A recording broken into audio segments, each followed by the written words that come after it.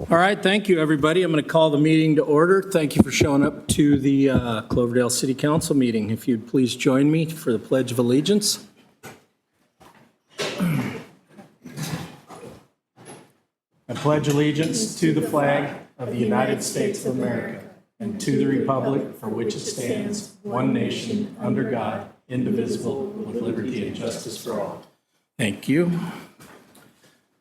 Okay, roll call. Michael, it says, looks like we've got everybody in attendance. Thank you, Mayor. Let the record reflect all council members are present. Yep.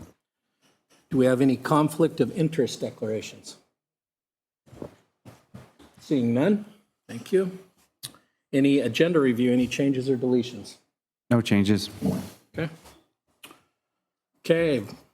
Public comments, verbal comments. Any person wishing to speak in person on an item not listed on the agenda may do so at this time. Pursuant to the Brown Act, the City Council is not allowed to consider issues or take action on any item not listed on the agenda. 3 minutes are allotted to each speaker. Do we have any public comments?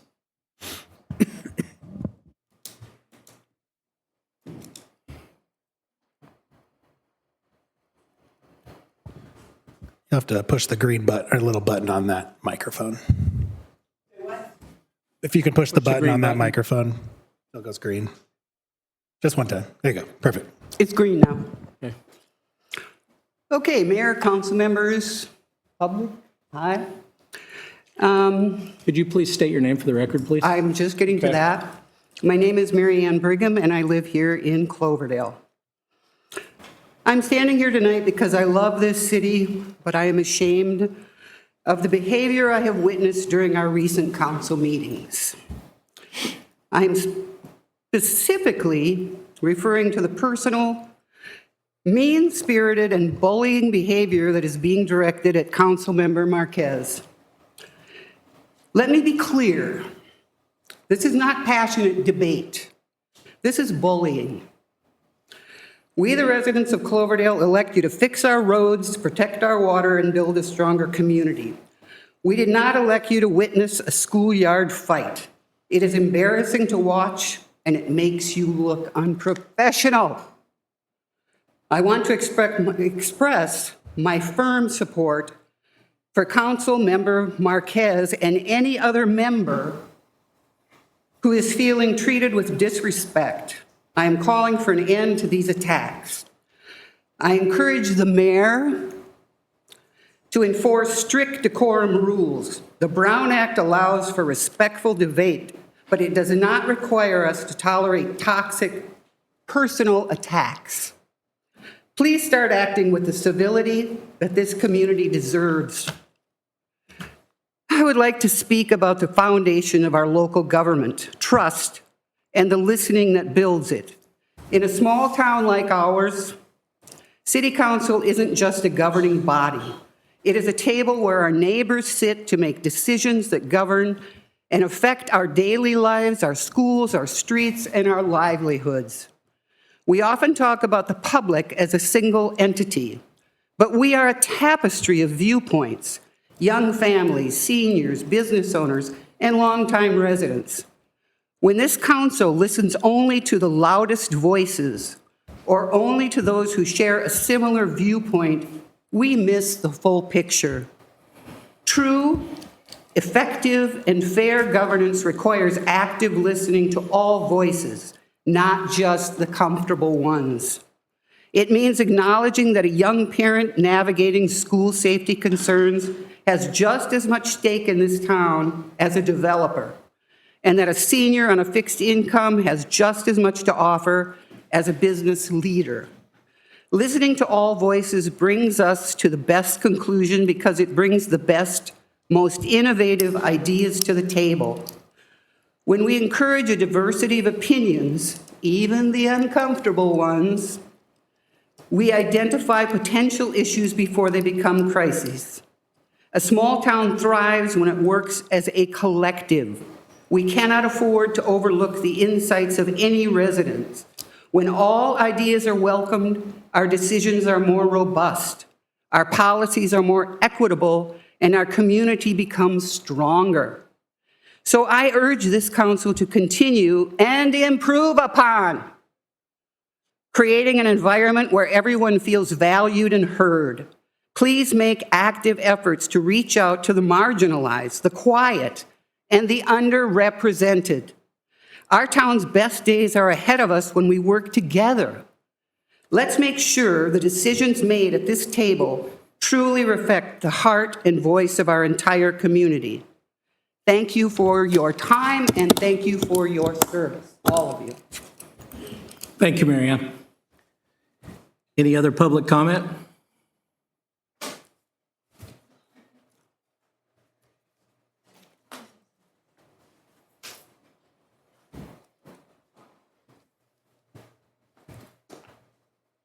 Hi, my name's Annabelle, and I live in Cloverdale. I'm going to talk about water. Could you bring the microphone down a little, please, so we can hear you? There you go. Will that work? Yeah, better. Okay. A friend of mine in 1988 went to the Sacramento State Fair and went to a powwow there, and he met a Native American, a very elderly Native American there, and this man told him that the West is going to burn and there's going to be wars over water. And that was like 1988, before there were a lot of fires. And so we're at the point of, we've already been through the West is going to burn part, and we're getting to the wars over water part. I saw something on YouTube from the UN. There's a man named Dr. Mandani who gave a talk about how the world is no longer in a water crisis. It's actually bankrupt. And what it meant was that people have been drilling and getting all the water out of the ground that was actually put in there when they had the last ice age. So we're not going to get that water back. And they've done this in so many places. The East is the worst, but the United States is not great. This week, President Trump asked Canada for water from the Great Lakes from Canada, and they said, no, our treaty is that no water can be imported or taken from the Great Lakes. So there are 10 states in the United States where they have pumped the water out of the ground to the point of subsidence, and they're getting brine or getting nothing. And they're like Arkansas, Florida, Kansas, Mississippi, Louisiana, Utah, Texas, Nevada, Arizona, and California. And so that brings me to California. California, the Imperial Valley, gets 100% of the water from the Colorado River, and the Colorado River has two reservoirs, one by Utah and one lower down, but more by Arizona. Actually, I don't know where it is, below Nevada. So the one in Utah is going to go below, it's called, now I'm getting nervous, I can't remember. It's going to go below where the water can go through the tunnel to get down to the next one. And that'll be, Deadpool will be at the end of this year. The Deadpool for the one for Lake Mead, for Nevada, California, Arizona, where the Imperial Valley gets 100% of its water, is going to be Deadpool in the summer of 2027. And nobody talks about this. Excuse me, ma'am, real quick. You're past your 3 minutes, and so everybody, I just want to give everybody a chance to talk. We try to keep it at 3 minutes. I'll let you go ahead and continue and finish off, but for everybody, we need to keep it to 3 minutes, please. Well, if Imperial Valley, they're going through the process of trying to decide what to do, and they're not coming to any agreement. So might come to a big lawyer lawsuit about it, but there's not really any water to fight over. So it's really going to affect us. People will flee from having to pay high prices for water in LA and all the Imperial Valley. It could be drought. It could be, we don't know what it's going to be. So they suggested a 10% cut for California, and the government wants a 50% cut. That's huge. So Here, we really don't know because of the decommissioning of the dam, exactly how much water we're going to have. And because of that, also the stress of the California water system that's being really kind of shocked. I'm really concerned that we need to be really, really careful about the use of our water. And that's what the Mondani guy said about in the UN. He said, really protect your water. Really be honest about the amount of water you have. And don't allocate any more water than you have, and just really, really, really protect it. And so that's what I'm asking here of this happens at Cloverdale. Thank you. Thank you. Any other public comments? There was one in the back.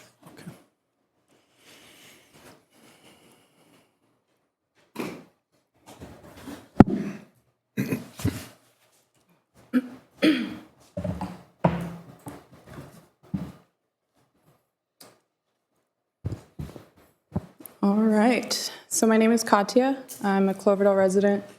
I grew up here, of course. Yeah, here we go. Hi, everybody.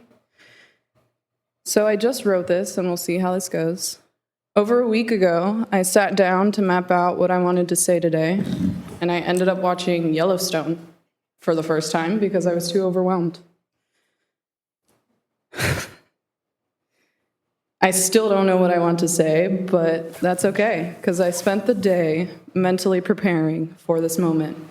I started by watching Yellowstone this morning. Have we seen Yellowstone? Yeah? Okay, cool. And then I also visited the Cloverdale Indian Museum, just to kind of bring myself together. Or, excuse me, the California Indian Museum.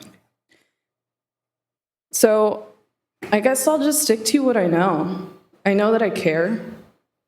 I care about this land and all that reside on it, right? Not just people, everything. I care about their preservation and honoring their history with the truth. I care about my neighbors. I care about my community. And I know that it took this community to raise me, because it takes a village. I know my opinion is supposed to matter, right? So, hey, here I am. With that, I kind of want to read something for you. Mission: deliver exceptional public services while preserving Cloverdale's character, natural beauty, and inclusive small-town spirit. Vision: to be a healthy, diverse, and family-centered community that honors its heritage while embracing sustainable growth and opportunity. Values: excellence, equity, efficiency, integrity, innovation, transparency, sustainability.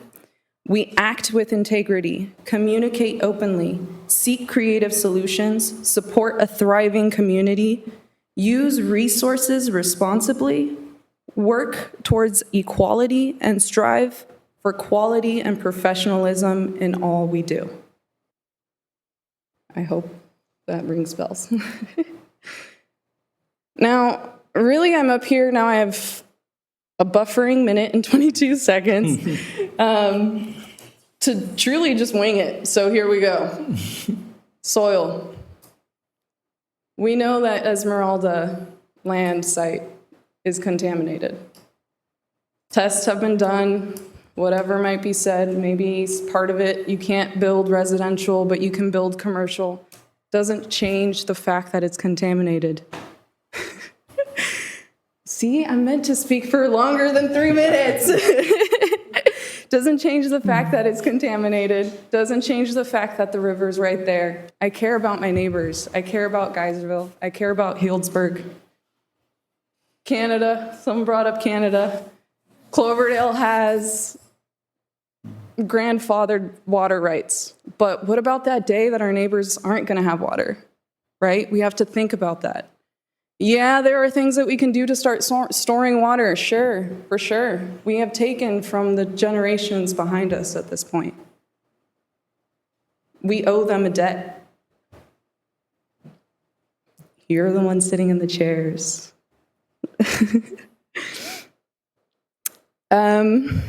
Soil, what else do I want to talk about? We know that this project is going to change Cloverdale. We want to keep Cloverdale, Cloverdale. So how do we preserve what makes Cloverdale, Cloverdale when what I've been hearing is that these homes are going to be second, third homes?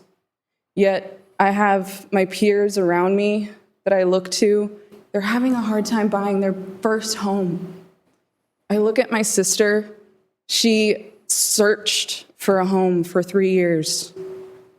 To be honest, even though we love Cloverdale, she didn't want to buy a home in Cloverdale. Why? Because of commute. She and my brother-in-law have to commute very far from Cloverdale for their jobs. And trust me, they fit into that gap that we're trying to fulfill. They fit into that gap. And they can't find a home.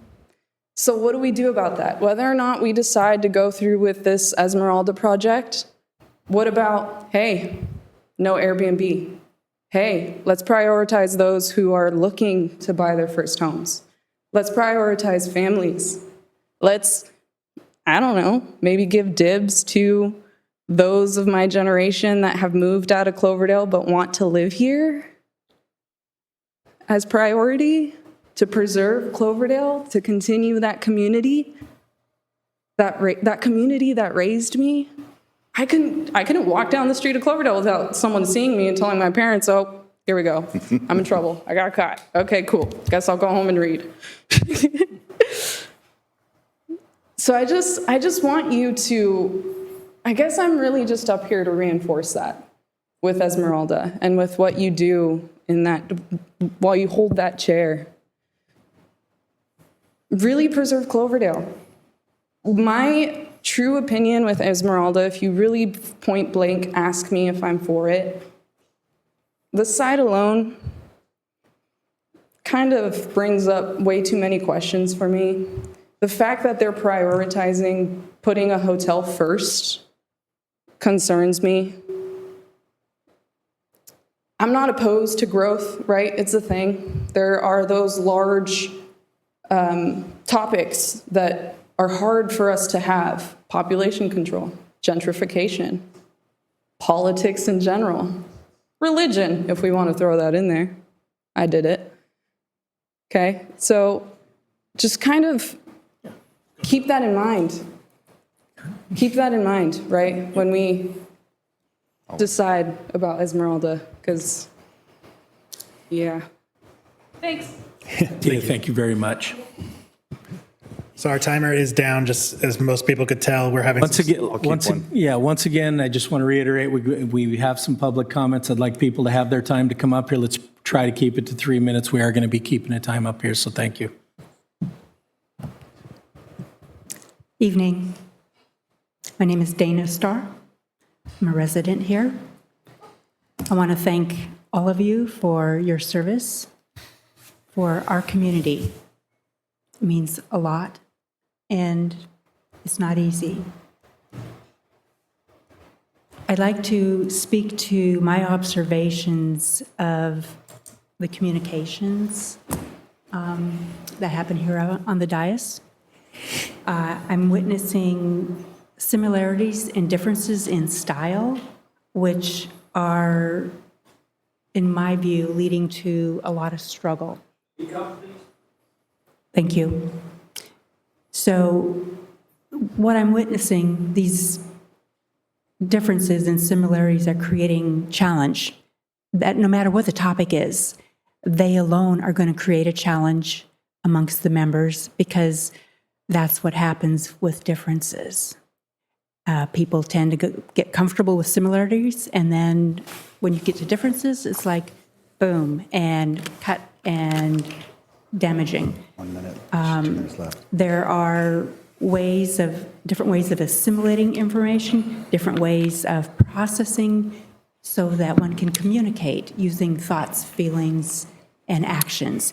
And there's different choices on how approaches are done with decision-making, which is what you all do for us, is you come up with information, you communicate between yourselves with us, and make a choice, decide how we're going forward. And the thing about honoring the differences is that it builds trust, reduces problems, and provides for the most in resources of our community members. And that's what I would like to see more of, because what I've witnessed in the last 3 or 4 months alone, I would say is very disconcerting. One thing I can do is understanding how these dynamics play out. I'd be happy to offer for free my services to have a short meeting with each of you so that I can tailor the discussion to what are your strengths and what are the differences and how the two can work together, because I don't want to hold the conversation in a big picture when I can't work with everybody where they already understand, and then bring in what the part that's being misunderstood. So that's basically it. I would just like to see hugely that communications and decision-making comes forward in a way that serves our community, which is the job here that I see from all of you. Thank you. We're at 3 minutes. Thank you.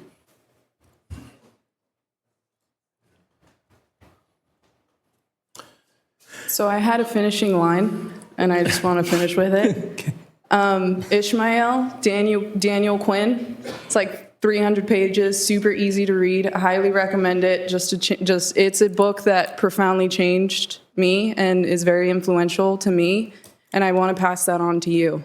So Ishmael, Daniel Quinn. And if you have kids, my Ishmael.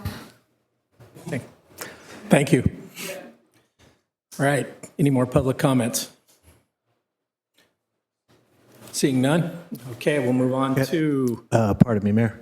If that's the end of the public comments, I would like to request one of the written comments to be read aloud by Karen Chin.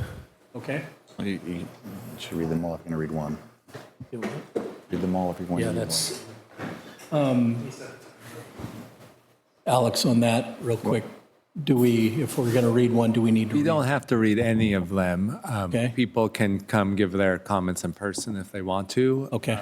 But there's no requirement. They're posted to be there and are available for the public to see. But if someone wants their comment read out loud, they need to attend in person. But it's certainly there for anyone to see. Okay, I'm requesting that comment be read aloud. You don't have to. Okay. We're going to... So I want to make sure we're doing this. If they have sent in a written comment, then it's on the agenda for everybody can get on and see the agenda on cloverdale.net and on the Agenda Center, correct? Correct. Okay, so we do not have to read that aloud. And Karen Chin's comment is in the agenda for anybody out there. I know there's a request to read it out loud, but if it's in there, then we would have to go through and read all the comments, correct, if we do one? We should treat all commenters the same amount of time, same privileges. I'll request that all three are read. Again? I'd like to request that all three comments are read aloud. Okay. Go for it. Yep, let's go ahead. Let's read all comments aloud. I'm on it. And Do we have Caruso here? I'm going to move this to my screen just so I can read it. Tell me when you're ready. Okay, so we have them in alphabetical order. So the first one would be Caruso. Timer set. Dear Cloverdale City Council, because Esmeralda Land Company's hired consultant's water study was based on environmental studies completed in 2004 and revised in 2018, I urge the council to require Esmeralda to pay for a new study using an independent consultant of Cloverdale's choice. Both studies were completed before the recent Russian River Project 2 basin solution. As you know, this decision will establish limits on diversions to the Russian River affecting Cloverdale's water supply, especially in drought years. Recent developments in Cloverdale, Baumgartner Ranch, and others did not exist when those studies were done. Basing such a major decision to allow Esmeralda to proceed on outdated information is, in my opinion, harmful to the welfare of our community. The results of your decision will play out long after you have left office. I realize there are no easy decisions in public office, but getting more information is never harmful. The Cloverdale needs to require a more recent environmental study using a consultant of their choosing paid for by Esmeralda Lynn Caruso of Cloverdale. The next one is from a Karen Chin. Dear Mike Maloney, please find a letter that I would like to be included in the public written comment for the upcoming city council meeting this week. Please confirm receipt of this email. Thank you, Karen Chin. Dear Mayor Wheeler, I am writing this email to be presented at this week's Cloverdale City Council meeting to state that I am very disappointed that City Council member Andres Marquez is under review for censure due to his usage of the term liaison to describe his attendance at the Russian River property owners meeting. He has made it very clear that his attendance is as a member of the public and not in an official capacity. The first time he heard of this plan was during a formal city council meeting, which is unacceptable. First of all, his reports are important as they provide a broader perspective of the issues at hand so that Cloverdale citizens can make informed choices. Censure is very serious and usually is raised when a serious infraction has been committed and is not to be used as in trivial situations.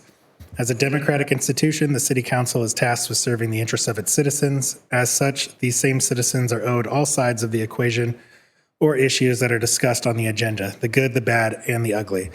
From what has transpired, those that have brought the question to censure up in the meetings are wasting the taxpayers' money and hours of administrative time in the face of more critical issues that should be dealt with for something that could have been resolved in a simple email or phone call. This is in fact a huge failure on the part of the mayor and vice mayor. In effect, their actions have heavily eroded public trust by creating an unnecessary spectacle. In conclusion, I request that you end the censure process immediately so that your time is spent on more critical issues impacting the city. Censure should not be used lightly as it is a very serious tool to curb serious breaches of ethical behavior and not as a punitive measure because you do not agree with another city council member's opinions or reports. You say potato, I say potato.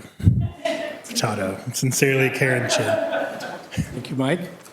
And then that last one, public comment from a Rob Koslowski. City council members, thank you for the comprehensive review of the city's new business during the January 28th, 2026 city council meeting. On item H2, street maintenance funding, a few items need to be addressed and responded to. Number one, thank you for establishing the oversight committee for both the sales tax, Measure DD approved in 2024, and the utilities user tax, Measure R permanent, former Measure O temporary. I look forward to reading about how our tax revenues are being effectively spent. On the sales tax, there was discussion, number two, on the sales tax, there was discussion by council about using 80 to 90% of collected DD revenues for road work, thereby foregoing projects involving parks and recreation as well as public safety. In the run-up to the 2024 election, the voters were told that these three key areas would be addressed more equitably. I also feel that Chief Parker can provide input on both public safety and roadworks projects, especially for those intersections where frequent accidents have occurred. Number three, I'm concerned that the city is considering more debt financing using tax revenue streams to address planned roadworks projects. This requires significant interest payments to service such a loan, thereby reducing the number of projects that can be stated in the first place. A similar situation occurred, one, when unknown to the public, a multi-million-dollar debt financing scheme was used to fund non-priority water sewer projects using residents' water sewer rate increases as loan collateral. A solar system, HVAC installs, and more are not important to upgrading Cloverdale's aging water and sewer systems. These funds, for which taxpayers are on the hook for hefty interest payments, have delayed or deferred many important water sewer projects.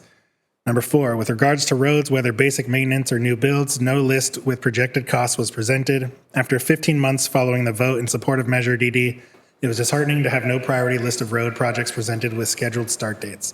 Let's get moving on this infrastructure beyond high cost and questionable engineering studies for ADA compliant sidewalk corners. I trust that a sense of urgency will be adopted to get these things done for the residents of Cloverdale in a way that doesn't burden residents with more debt and fewer completed infrastructure projects. Please push harder. Regards, Rob. And that concludes the three public comments that were on the. Thank you, Mike. Where are we at here?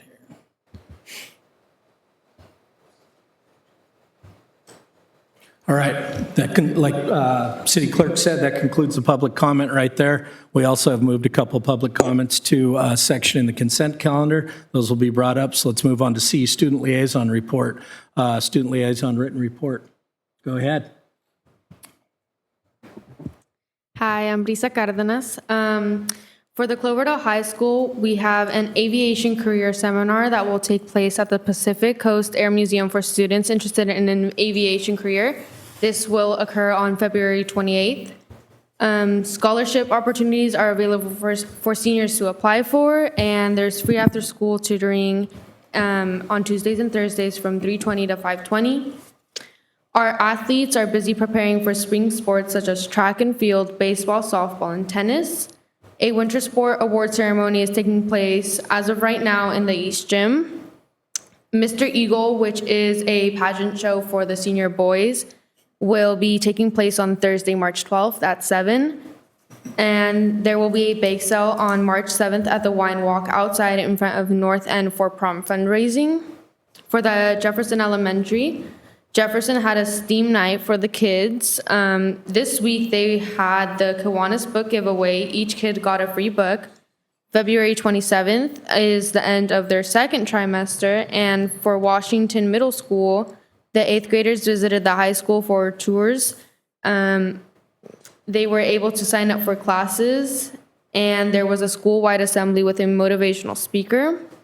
For sports, they have started track and field for 6th through 8th graders, and softball has begun for 7th and 8th graders. Perfect.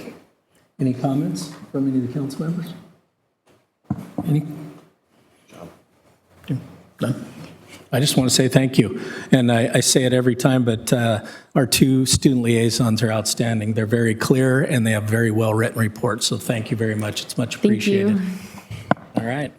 Mayor, really quick, just so you're aware, our live stream is struggling, so anybody who's watching on Zoom, I would recommend, if you can, to come down to City Hall.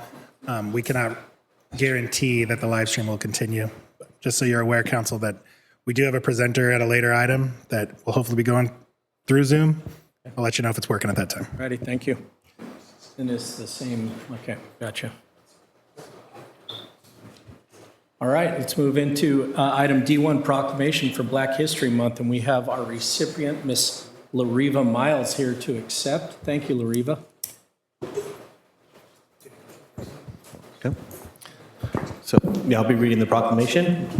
This is a proclamation of the City Council of the City of Cloverdale declaring February 2026 Black History Month in the City of Cloverdale. Whereas Black History Month is an annual celebration of achievements by African Americans and a time for recognizing their central role in U.S. history, and whereas during Black History Month, we celebrate the many achievements and contributions made by African Americans to our economic, cultural, spiritual, and political development. And whereas Black History Month grew out of the establishment in 1926 of Negro History Week by Carter G. Woodson and the Association for the Study of African American Life and History, an organization dedicated to researching and promoting achievements by Black Americans and other peoples of African descent. And whereas the Association for the Study of African American Life and History, ASALH, sponsored a National Negro History Week in 1926, choosing the second week of February to coincide with the birthdays of Abraham Lincoln and Frederick Douglass. The event inspired schools and communities nationwide to organize local celebrations, establish history clubs, and host performances and lectures, ultimately evolving into a month-long national observance in 1976. And whereas Black History Month honors the contributions of Black Americans to U.S. history, including Madam C.J. Walker, who was the first U.S. woman to become a self-made millionaire, George Washington Carver, who derived nearly 300 products from the peanut, Rosa Parks, who sparked the Montgomery bus boycott and galvanized the civil rights movement, and Shirley Chisholm, the first Black American woman elected to the U.S. House of Representatives. And whereas the observance of Black History Month calls our attention to the continued need to battle racism and build a society that lives up to its democratic ideals. And whereas the City of Cloverdale continues to work toward becoming an inclusive community in which all citizens, past, present, and future, are respected and recognized for their contributions to our community. And whereas the city of Cloverdale is proud to honor the history and contributions of Black Americans in our community throughout our state and nation. Now therefore be proclaimed that February 2026 is designated as Black History Month in the Cloverdale, and all residents are encouraged to recognize, celebrate, and honor the rich and diverse contributions of Black Americans to our community. Dated February 25th, 2026, so ordered, Mayor Brian Wheeler.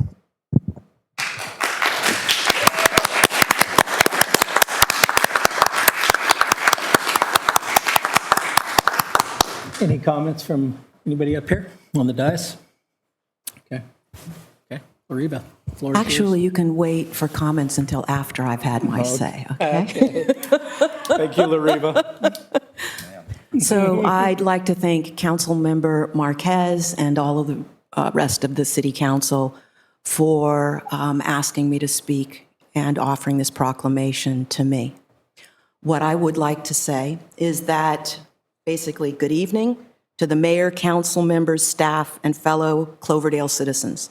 My name is Lariva Miles, and I was honored when Mayor Wheeler asked me to accept this Black History Month proclamation from the city of Cloverdale. When I first moved from the Bay Area to Cloverdale to be closer to my father, Glenn Miles, it took me 3 years to get used to the slower pace of Cloverdale. Every time I drove up here, when I got to Healdsburg, my blood pressure dropped and I felt a lot more relaxed. Once I was able to settle into a more relaxed way of living in the country, Cloverdale became my home and an oasis I love to return to every time I leave. During the past 16 years, I've attended many city council meetings, most of the time over a 6-year period when Melanie Bagby, Carol Russell, and Marianne Brigham were participating council members. I'm happy to see that Melanie Bagby is going to be running for Sonoma County Supervisor, and I would support her in that effort based upon my having had the time to see how well she does the business of Cloverdale and Sonoma County. I've been a Cloverdale Performing Arts Center board member, its first front of house manager, and produced a successful fiddle festival when Bonnie Azian was director of the Cloverdale Historical Society. I'm a past archdruidess of Cloverdale Circle 81, have given speeches for the American Legion for Veterans Day, and at my father's Veterans Memorial Ceremony after his passing last year. I'm proud to say I supported the development of the SMART train many years ago by singing Choo Choo Choo Boogie at a San Rafael council meeting during my 3 minutes of public commentary. And I'm hoping I'm not going to go over because I've timed this for 2.5 minutes, but I might go over a little bit. I also recently sang the Star Spangled Banner at the Wreaths Across America ceremony at the Cloverdale Cemetery in December. Contributing to my community in these ways has made me feel that Cloverdale is my home. I'll close by saying I have a picture of my maternal step-grandmother, Kathleen Riley Dominichelli, and my paternal grandmother, Alsadie Womack, sitting at my kitchen table. They're both 95 years old, sharing each other's company while sipping a glass of wine and smoking cigarettes. It's almost as if they were celebrating 2 branches of my family coming together so that I could inherit the country living lifestyle I've grown to love and enjoy here in Cloverdale. Thank you for this honor and proclamation, and I would like to say after hearing the public comments this evening, I think I'm going to have to come back and pay more attention to what's going on at City Council. When people would ask me why I would come to City Council, because I think a lot of them thought it was boring, I used to tell them I thought it was the best show in town.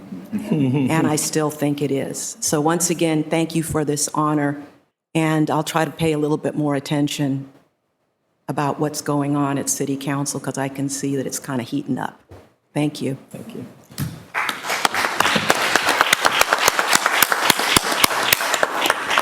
All right, do we have comments from the dais? Thank you, Lariva Miles. I just want to appreciate you for being very welcoming to my wife and I when we moved to Cloverdale and sharing stories of the history of your family. Appreciate it. I wanted to thank you for everything that you've done to contribute to Cloverdale. Thank you. Yeah, Lariva, I'd like to thank you for contributing your voice to your causes, and I really appreciated that was the first time I heard you sing at Wreaths Across America. That was really, really beautiful, and I commend you for being an active community member. Thank you. Your comments that you make here are some of the pluses of why I tell people Cloverdale is so wonderful.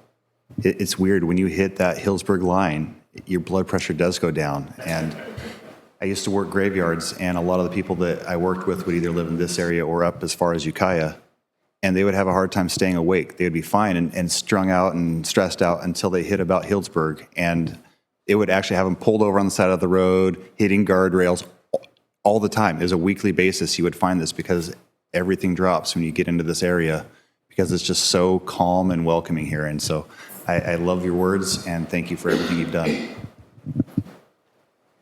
Lariva, once thank you for accepting to come down, or agreeing to come down and accept the proclamation. You were the first one I thought of, and I want to say the same thing that Councilmember Lasky says. I was amazed at your voice when you did Wreaths Across America. Watch out, I bet you're going to have a lot of people asking you to sing, if it hasn't already happened, so stand by for that.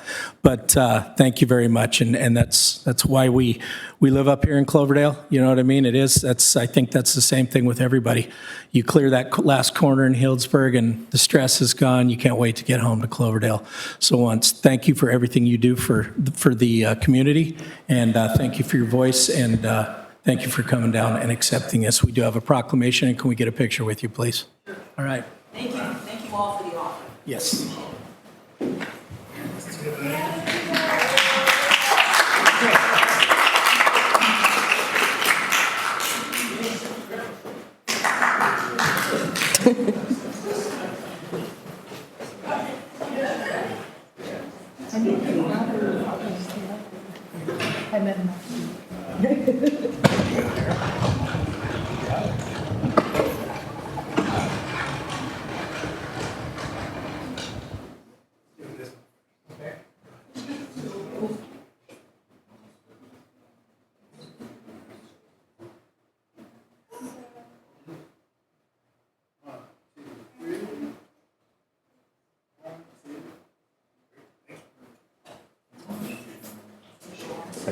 Ease it on down. It's a tough time standing next to the tall guys.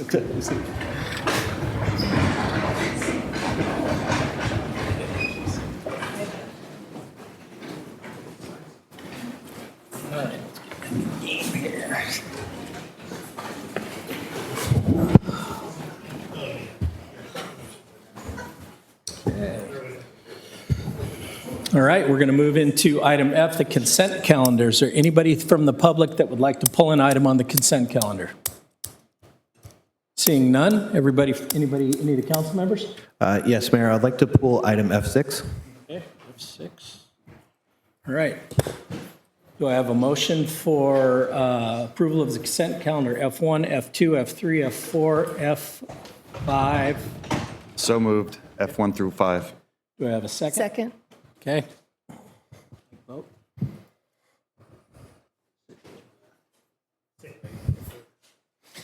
Or I could just go into the item. I guess we're going to a vote. Well, it's either your preference if you wanted to request why you wanted to pull the item, or if you want me to just go into the item. Yeah, we pulled F6. Voting on item sorry. 1 through 5. Perfect. I don't have a computer working right now, so I'm going off the cuff. So All in favor? Aye. Aye. Any opposed? Motion passes.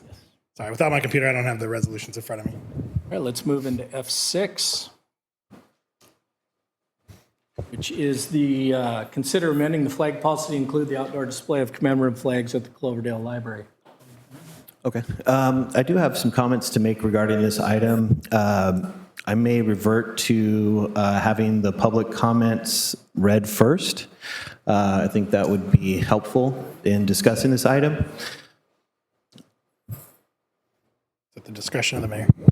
Go ahead. Let's go ahead and read the public comments on that. Mike, I don't have them listed on mine. I'll get them real quick.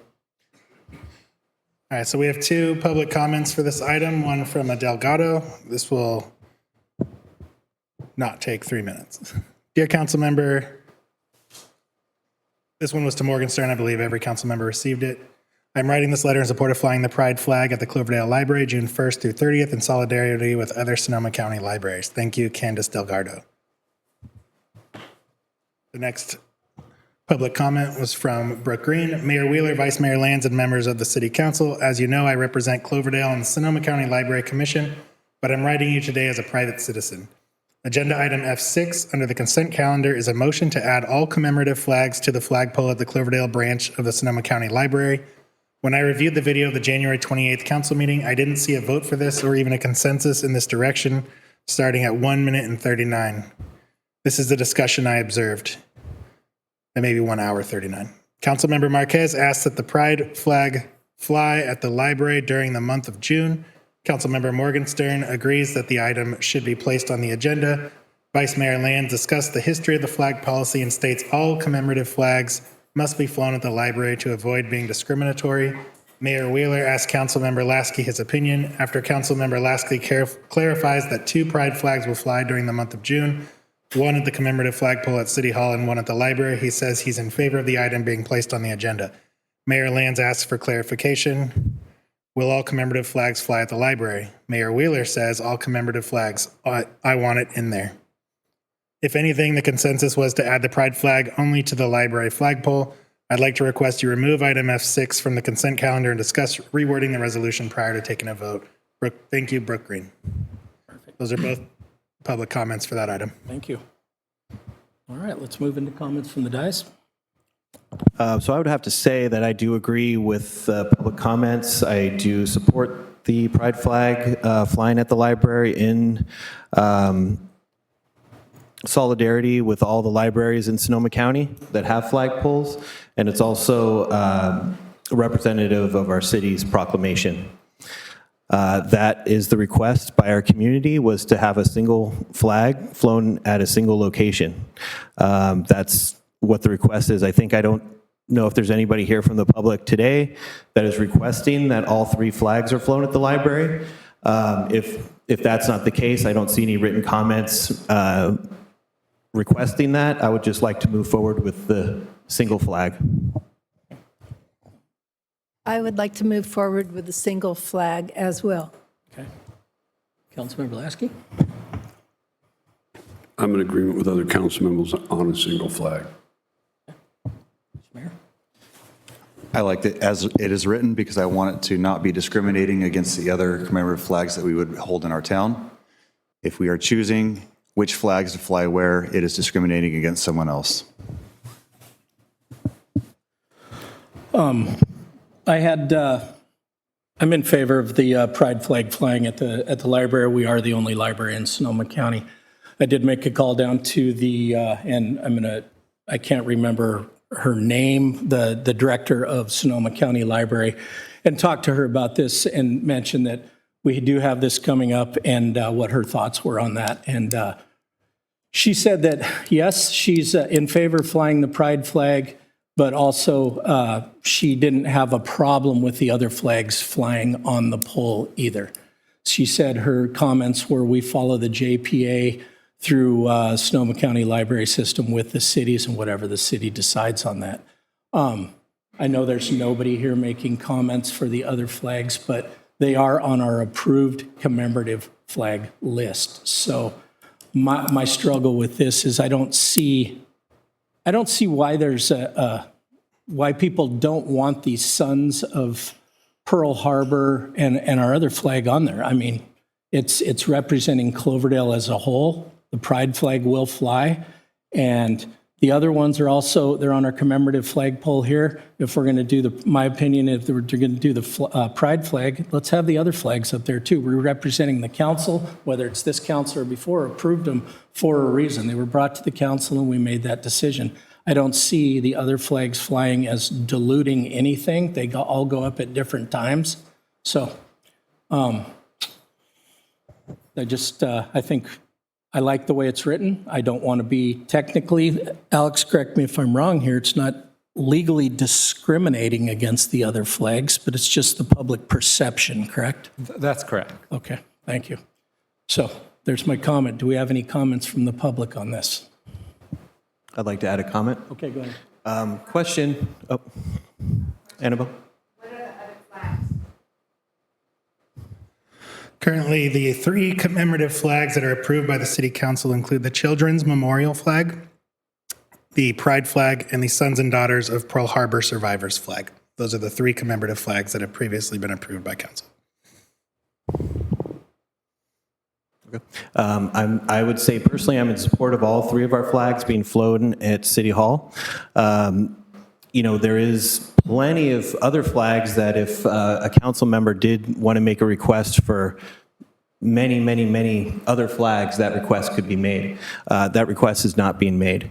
What request is being made, I think, has been made very clear. When it comes to the talk of discrimination, and this is for the sake of conversation, there is a flag raising for the Pride flag. Would you consider having 3 flag raising ceremonies at City Hall? Well, yes, the flag raising. And why did you choose that single flag? We were asked to come down since it was a new flagpole and we had the key to it. We came down and the city was asked to come down to open up the flag and participate in that. It was not a city sanctioned event. Do you find it discriminatory that the other 2 flags do not have flag raising ceremonies? No, You do not. Okay, so I think that might be. But if asked to come down for those, Okay. I'm sure somebody would come down here. So by request, I think Request. by request, Flags. I would make a movement that we approve for the Pride flag solely to be added to our flag policy for the Cloverdale Regional Library, June 1st to June 30th annually. I second that. If we can do a clarification, we do have a resolution as part of the staff report, so you'd be amending that resolution. And I'd be requesting language because it's redlined. I'm happy to put it up on the screen so you can see it. This is the language from the staff report. I would like, whatever the motion, I just want the direction. Yeah, we need to take public comment first before Yes. we can vote on the motion. Yeah. I have one more comment. Well, I have a question. How much do flags cost, Depending on the flag, it would, roughly speaking? Under $50. Okay. Because one thing about flags is they do wear out over time and then they need to be replaced. So we have to consider that. So with the flag policy, the person that has asked to have the flags flown on the commemorative flag poles is supposed to provide the flags as well. To me, I'd rather just have a single flag at the library as requested by the library. okay. Any public comment on this?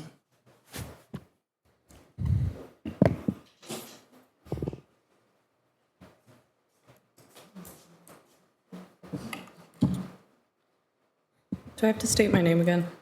Yes, please. Okay. Just for the record, thank you, yeah. Got ya. So I'm seeing Children's Memorial Flag to be flown April 1st and April 30th at the City Hall. Pride Flag to be flown June 1st to June 30th at the City Hall. Sons and Daughters of Pearl Harbor's Survivors Flag, December 1st to December 30th. So that means that these flags are only flown during this time, Correct. correct? Okay. Yes. Every time the pride flag goes up, is there a ceremony? No. The city doesn't sanction ceremonies for any of these. There was a ceremony held by people that wanted to have one and asked us to join them. Okay. So when the time comes for this flag to be put up, it just gets put up. Okay. I don't see an issue why all 3 flags can't be included in this. They're flown at different times, just a single flag. And honestly, I go to the library with my nephew a lot. It would be pretty cool to walk up to you kids ask a lot of questions, never stop asking questions. I could see him walking up and going, "What's that flag for?" Yeah. Raises the conversation. It's in honor of such and such. I think that'd be pretty cool to have all 3 flown at their designated times at City Hall and at wherever they're, yeah. include all three, please. Thank you. Yeah.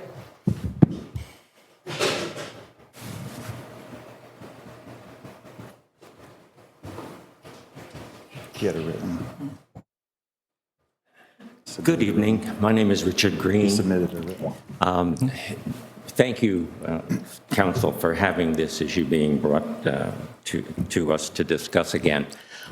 I'm the guy who brought the Sons and Daughters Pearl Harbor Survivors flag to the City Council in hopes that it would be flown by the city.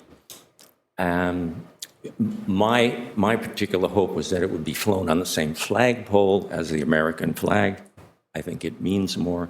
But Katja was right. When you see the flags up there, it does stimulate conversation. I have no objection to having the Sons and Daughters of Pearl Harbor flag flown at the library. And I'm assuming that we're going to have an American flag, a California flag, and whatever commemorative flag there is. Now, that actually brings me some calmness, some better feeling than I had been. And I have to admit, I have a little whiplash wondering where the flag's going to be next week, but let's see how that goes. Most important, I have no objection to having it flown at the library, and I happen to have 2 flags, so we're on. Thank you. Okay, let's bring it up to the dais now. And Well, yeah, my comment. oh, is there? I'm sorry, sir.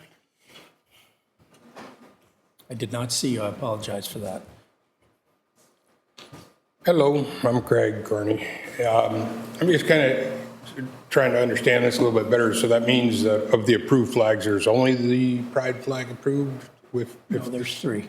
They would all 3, so they would all 3 still be treated equally, flown Yes. in their own regular time, right? I mean, because already right now, there's times laid out for them. Well, I guess I just like to say that, I'm a big fan of having all 3 of them run at, on their scheduled time and see how that goes. Thank you. Thank you. So my comments, just to be clear on the explanation of what it is previous to this amendment, was that we have 3 commemorative flagpoles, or 3 commemorative flags approved by the city to fly at 1 commemorative flagpole. The city does have jurisdiction over 3 flagpoles. Yeah. So 3 different locations, technically 4. So the request comes in for the amendment presented by a council member, is the flag policy that if the public does make a request, that it would have to go through council. So when we have a request to fly a single flag, that's what I put forward as far as the pride flag at the library. If the community is speaking up and they want to see all 3 flags fly at the library, then that's the request. Is it the request to have all flags flown at all locations? That might be a part of the discussion too. What's on the table? Hi, Brooke Green. I thought I covered my point. My point was procedurally, I saw the same agreement that we had at the beginning of this discussion on the video of last month's city council meeting. I felt that the minority opinion was pushed into this amended policy, and that didn't seem democratic, and that didn't seem fair to me. So that is my point. So any other comments from the dais? Yes, through the mayor, I just want to clarify his motion at this point, because it sounded like the next conversation or comment that you made was a little bit different, like you wanted to go with as written. So I wanted. Well, I haven't made a second motion. I think we're just still kind of melding over public comment, and also wanted to make sure that the public is clear that as the policy stood before this meeting was there was 3 flags that are approved to fly at City Hall. Any amendment would have to be for that location, specifying the flags. And if that conversation is going to be all 3 flags at the library or 1 flag. So I think just want to make sure that the public is clear on what we're deciding today. Hi, this is Richard Green again. I just want to make clear that I have no objection to the sons and daughters of Pearl Harbor survivors flying at the library. No objection, but I don't prefer it. Thank you. Any other public comment for this before we end public comment? Okay, let's bring it up to the dais. And I'll be curious to hear from some of the previous commenters, maybe if they understand more clearly what the request is today, if they would like to further speak on what they would like to see. That would be good and helpful so we have a complete conversation. You will have to allow it. no. Katia, we have a motion. We've already closed public comment. We need to bring it up to the dais and move this item forward. Well, I would like to make a motion to amend the Cloverdale flag policy to include solely the pride flag being flown at the Cloverdale Regional Library from December 1st to December 30th annually. I would like to second that motion. So we see, just to clarify what's up there, what you're proposing, I think, is to eliminate the proposed changes in the first box. Mike, will you scroll up just so we're very clear, because there's been a lot of confusion. The "and" flagpole at Cloverdale Regional Library, those words from the Children's Memorial flag, and then from the Sons and Daughters of Pearl Harbor Survivor flag. And then in section 6.3, if we scroll down, we would just eliminate all of those changes. That section already allows flags to be flown at an alternate location approved by the city council. So you'd be approving that by putting that language into the pride flag in the first box. So, yeah, to make the amendment? And so it is to adopt the resolution with those amendments. Okay. I would like to adopt the resolution with the amendments of removing the Sons of the Survivors of Pearl Harbor flag and survivors of children's violence. So let me restate it. A motion to adopt a resolution of the City Council of the City of Cloverdale approving an amended and restated flag policy to include the outdoor display of approved commemorative flags at the Cloverdale Regional Library with the changes previously discussed to eliminate the flag being flown, the Children's Memorial flag and Sons and Daughters of Pearl Harbor flag being flown at the Regional Library. So moved. I want to second that motion. Okay, let's bring it to a vote.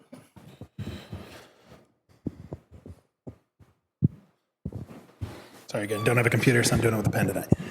I'll start with the mover, Councilmember Marquez. Aye. Councilmember Morgenstern. Aye. Councilmember Lasky. Aye. Vice Mayor Lands. No. Mayor Wheeler. No. Passes 3-2. As amended.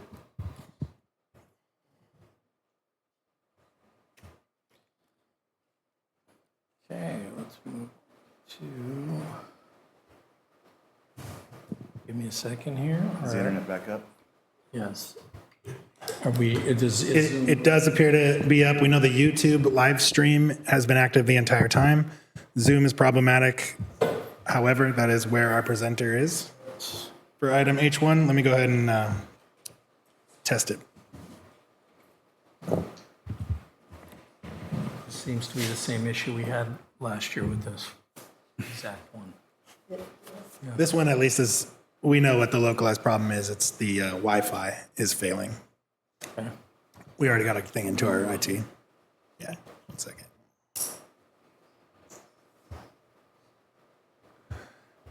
All right, Terry, I'm going to go ahead and promote you. If you can accept the prompt.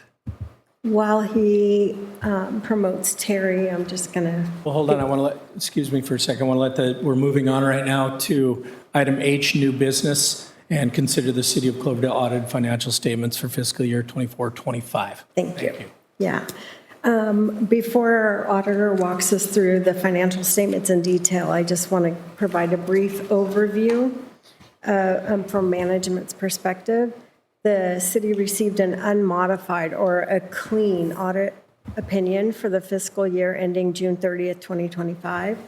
That means the financial statements are fairly presented in accordance with generally accepted accounting principles, and there were no material weaknesses identified in the internal controls, and there were no significant compliance findings. From a financial standpoint, the city's overall net position improved during the year, and both the government and the enterprise activities ended the year in a positive positions. The general fund strengthened compared to the prior year, and the utility operations remained stable. That said, it's important to keep this in context. Many of our capital projects are ongoing, and some expenditures and obligations extend beyond a single fiscal year. Hey, Susie, could I get you to, just talk a little closer? Thank you. Strong year-end results do not eliminate the need for careful long-term planning, and we continue to face infrastructure needs, pension and OPEB obligations, and economic uncertainties that require thoughtful budgeting. Additionally, the general fund continues to subsidize the airport and the streets and storm drains funds.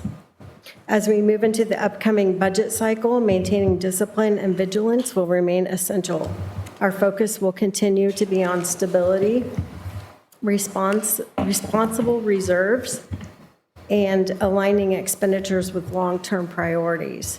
I'd like to thank the council for your continued commitment to the fiscal stewardship, and our finance staff for their work throughout the year. With that, I'll turn it over to Terry Craig to go over the audited financial report. Terry, we're having some technical stuff over here. Can you test your audio for us? Just make sure we can hear you. You're currently muted.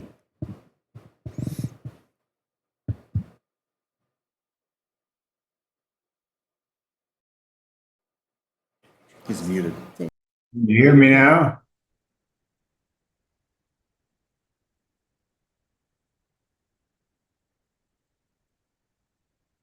Is there any method to do that?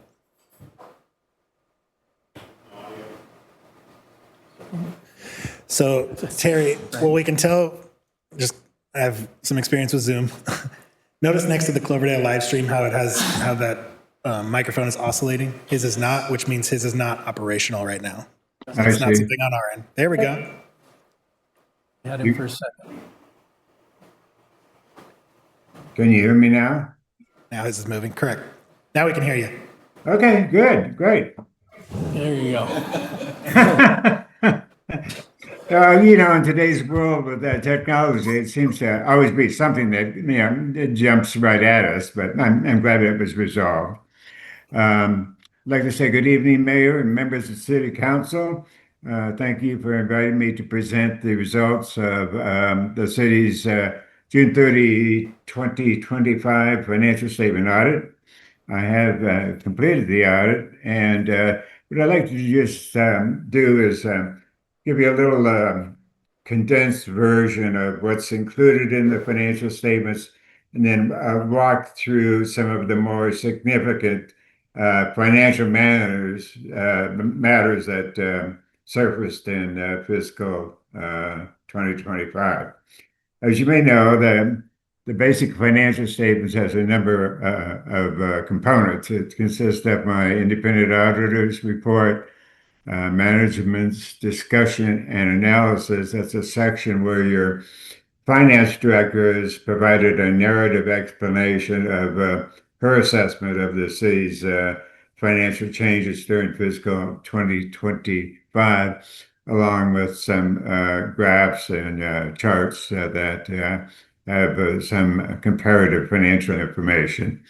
Then we have the government-wide financial statements. Those appear on pages 13 and 14. And those statements treat the city as if it were a private corporation, with the exception of two columns, one for your governmental activities and one for your business type activities. But both those columns include depreciation on your capital assets, receivables, payables, long-term obligations, and the more significant issues that surface there that are not in the fund statements are your pension liabilities and your post-employment benefit liabilities.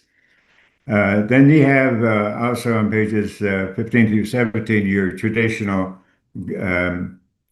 governmental fund balance sheets and statement of revenues, expenditures, and changes in fund balances, and also a statement of the net position and changes in net position and the cash flows of your business type enterprises, being the water, wastewater, and airport enterprise that the city operates.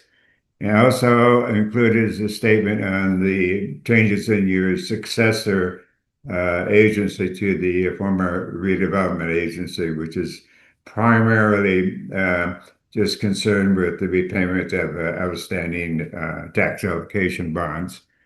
And the rest of the statements, I would say pages 24 through 46 are notes to the financial statements with additional explanatory information and financial information as well on the different types of accounts in those financial statements.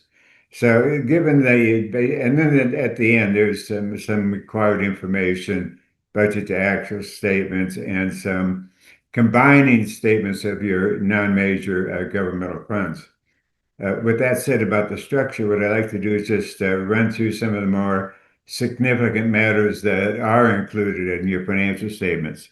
Obviously, the most important thing from an auditor standpoint is my auditor's report, wherein I have expressed a unmodified opinion that the city's financial statements for June 30, 2025 do represent fairly the financial position of the city and the changes in its financial position and its cash flows, all in compliance with accounting principles generally accepted in the United States of America, generally referred to as a clean audit opinion, so to speak, which is always good to receive. On a city-wide basis, starting on pages 13 and 14, the city did experience on a government-wide basis, that is the governmental activities and the business type activities combined together, an increase in the city's overall net position of about $3.3 million for fiscal 2025, which is always an important consideration to see that your city's financial position continues to improve versus deteriorate. Also, most of the, let me see here, of that, that was the increase in the overall net position. Where the city ended at fiscal 2025 is with a combined net position of about $117 million. That $117 million consists of about 89 million or 76% that's really not available for use because it represents the city's investments in capital assets and land, buildings, equipment, vehicles, and infrastructure, being your streets, parks, and related airport facilities. That leaves about 20.5 million available, but such funds are restricted how they can be used. Bottom line is, at the end of June 30 of 2025, the city has about $7.6 million available for future use, with almost 90% of that amount being in your business activity funds, that is your water, your wastewater, and your airport fund. Moving on to the governmental funds, that's a traditional way of looking at the financial affairs of a city, in that it's a fund accounting. It does not include depreciation, does not include your pension liabilities or your post-employment liabilities or capital assets. So in that regard, those funds on a traditional governmental fund basis ended 2025 with about a combined $22.2 million fund balance. A good portion of that was in your general fund, which ended 2025 with a fund balance of $10.6 million. Your special employee retirement tax fund ended 2025 with about $2.1 million. You have a city of low and moderate income housing fund that ended 2025 with about $1.6 million. And then you have all other governmental funds, which are basically funds that are not quite as large as your general fund and have not been identified and requested to be reported as a major fund. They ended up 2025 with about $8.2 million in fund balance. And about half of that $8 million is tied up in your impact fee funds that really are restricted to use for just those purposes for which those impact fees were assessed and collected. And you also have about $2 million in that group, not impact fees, but separate from that, of unexpended bond proceeds from prior years. Moving on to your business type activities, those are on pages 18 through 21. They all reported a positive ending net position and positive cash flow increases for 2025, which is always a good thing. Both the wastewater and the airport did report operating losses from their activities, but those operating losses were primarily the result of the fact that those funds include capital assets, and there was about the depreciation charges almost equal those operating deficits, which means if you didn't depreciate the assets, you probably would have had a break-even position on your business type funds.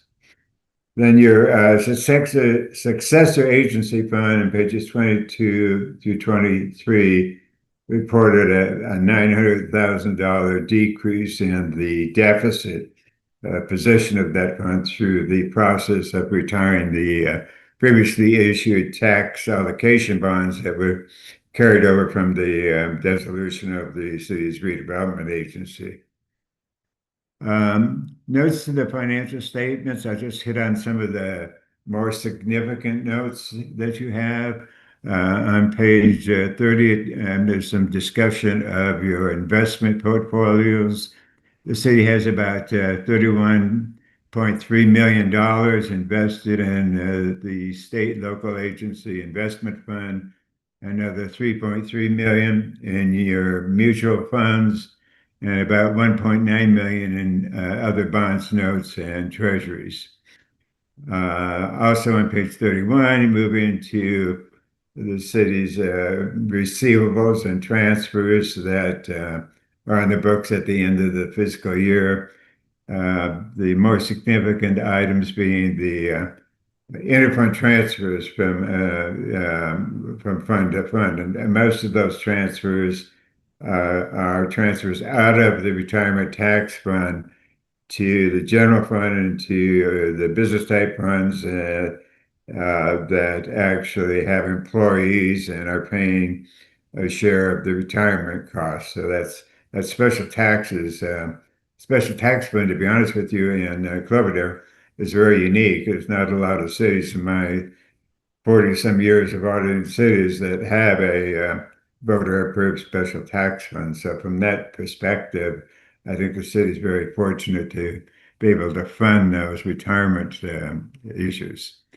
Pages 32 through 33 have a schedule of your capital assets, again, buildings, land, and so forth. The most significant transaction in that area this year was the closeout of about $3.9 million from construction in progress to actually in-service assets. And that really was related to the PG&E metering project that the city has been going through the last couple of years. In terms of long-term debt and borrowings, all long-term debt shown on pages 34 through 36 was paid, and put it this way, the principal and interest payments were paid when due, and there was no default on any of the city's long-term obligations. And pages 38 through 44 have information on your retiree medical program and your pension funding information. The city's retirement medical plan is untrusted and is unfunded, which you may want to think about from the standpoint that other governments that I have been fortunate enough to serve as auditor for over the years are actively funding those retiree medical benefits by opening a trust fund in the PERS system and transferring money to that trust fund to be able to make the payments on future retiree medical obligations, which payments would be made directly out of the trust. The disadvantage of that, of course, is that once you put that money in the trust, it's irrevocable and it's not available for any use other than for retiree benefits. At June 30th, 2025, that liability is about $1.9 million.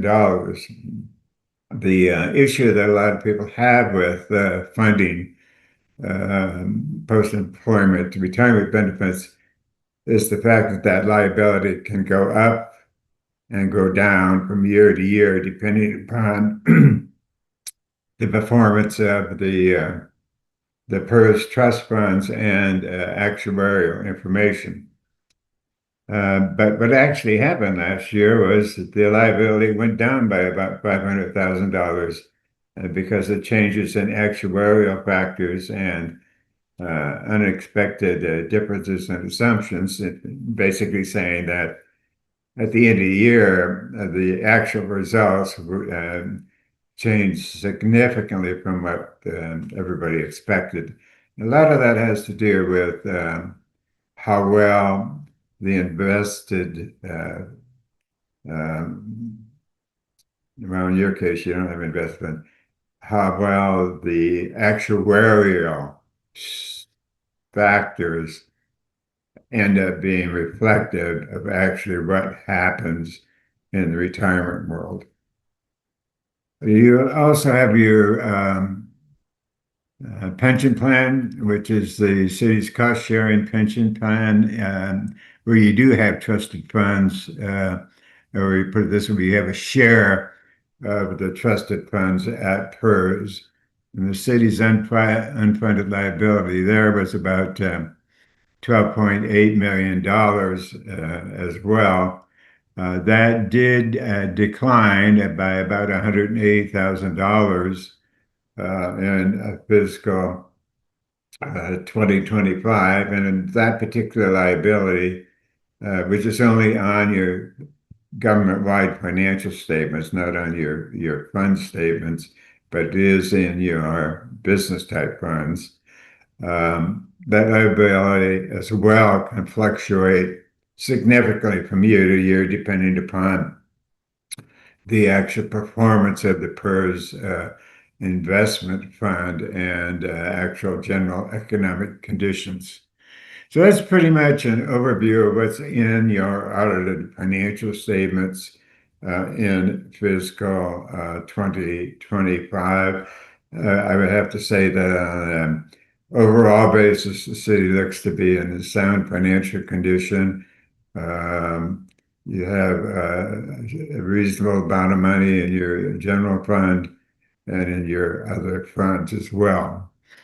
In addition to the audit of your financial statements, I do and have provided to you some additional audit-related reports, and that would be the report to those charged with governance, where I've communicated to you directly information about the conduct of the audit, as well as some observations, some of which I've already talked about.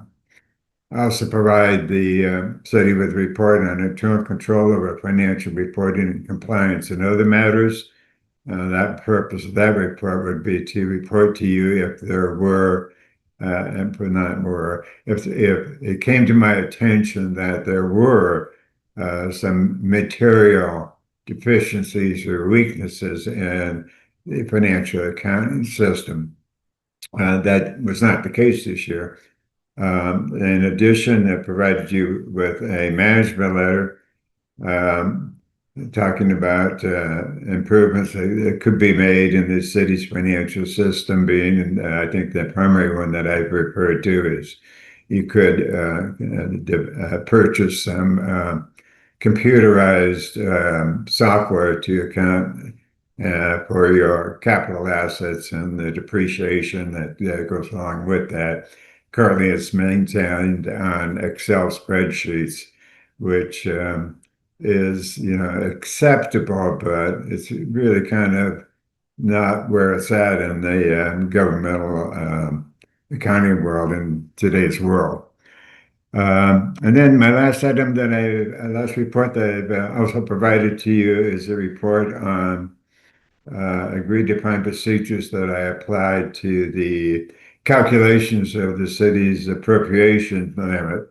The results of those procedures was that I had no exceptions to the calculation. So that's pretty much an overview of the city's financial statements and the reports that I provided and my overall assessment of your financial affairs. And I must say that I think that it's my judgment, at least, that Susie and her staff do an excellent job of maintaining your financial management system and the respective financial reporting system. I'd be happy to answer any questions, if I can, that you may have.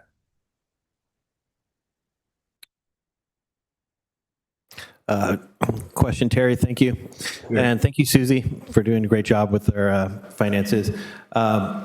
Just looking at page 32 and page 33, under capital assets for buildings, my question was about the value that we have listed for our city's buildings, if those buildings are insured to protect us in case there was a fire or earthquake, that that value would be equal to a reconstruction cost. Yeah, you should have Susie take a look at that. Yeah, I know that you do have liability and property insurance, and it's I believe it's appropriate. But one of the things to remember is that these numbers on page 32 and is it 32 and 33? Yeah, they are historical cost figures. So that's a good point that you bring up, because while these numbers are somewhat large, they also reflect years of accumulation of costs when these things were initially built. So would it be important to you maybe ask your insurance carrier to what extent um, does the policy, and simply because I can't remember off the top of my head, cover replacement costs in today's dollars? And of course, that is important and for our buildings and for other equipment. Susie may know the answer to that.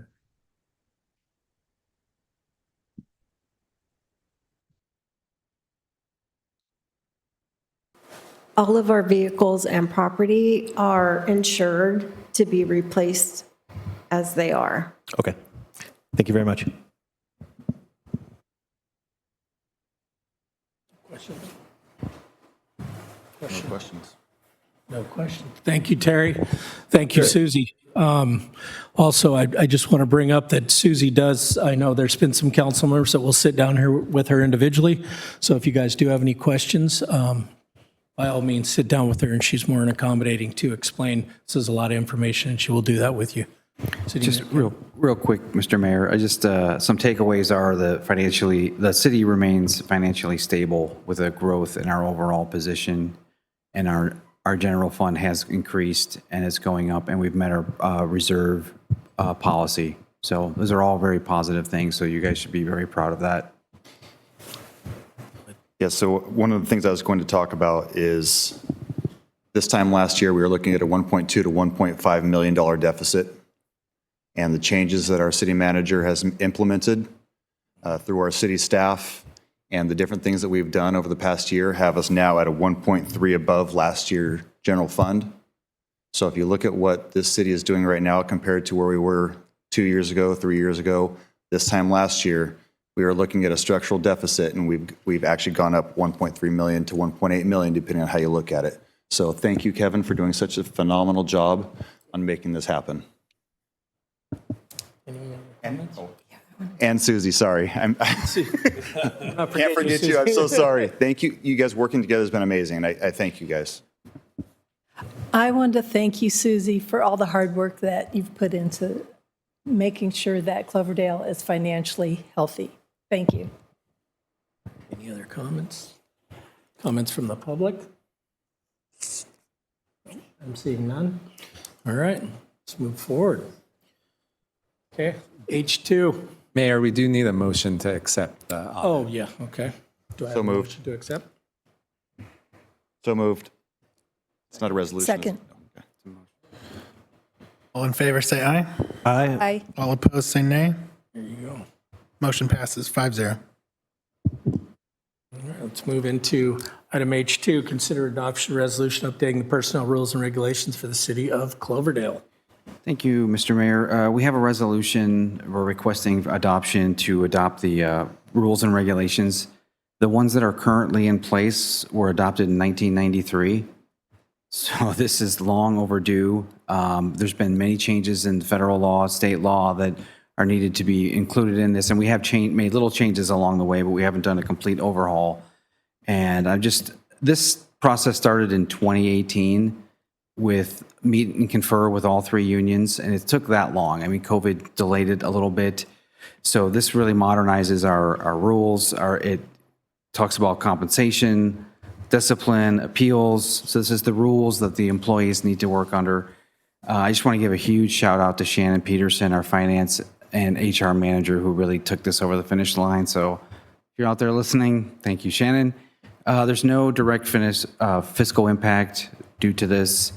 And that's kind of it. I just wanted to acknowledge what the process was in this and how long it took. And we're just really happy that it's finally done. So thank you. Comments? Comments? None? No comments? Seeing none. Any comments from the public? Seeing none. Do I have a motion? Move to approve by title only a resolution of the City Council of City of Cloverdale adopting updated personnel rules and regulations pursuant to Chapter 2.48 of the Cloverdale Municipal Code and repealing the prior personnel rules adopted in 1993. Second. I would like to second that. All in favor, say aye. Aye. Aye. All opposed, say nay. Motion passes 5-0. Okay, moving to H3. Consider creating a community garden at the southeast corner of Ferber Park. Okay, thank you, Mr. Mayor. Hector, I'm going to put you on the spot maybe, so maybe come up to the front row. This is an idea that Hector and I have been talking about for a while. I think there's a need in the community. So we're just looking for a discussion tonight. There's the southeast corner of Ferber Park is kind of a unused zone. It does have irrigation. It's against the creek and back a sidewalk. It's a pretty big area. We think it'd be a really good spot for a lot of reasons. One, it has the irrigation there. There's electric there. There's the restrooms in the parking lot are all part of Ferber Park. So we just think it'd be a really good spot. We've been kind of informally asking people around if there would be an interest in this, and I think there is. One of our our goal tonight is just to see if the council likes this idea. If you do, we'll come back with some more specific ideas and maybe, a budget amendment. We're not going to spend a lot of money, but we do think it's something that the community would really like. There's condominiums right down the street. Those folks don't have yards. We really want to do a big effort to get it up and running, looking for as many volunteers for both labor and materials as possible.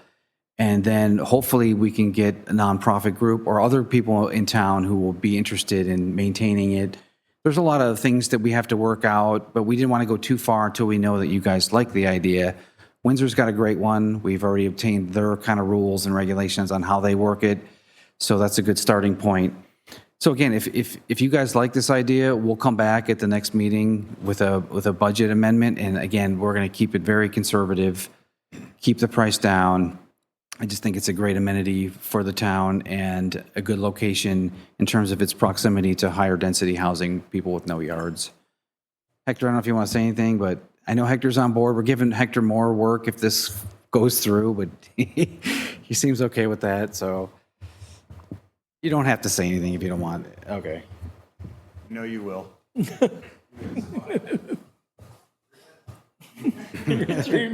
Not afraid of a microphone.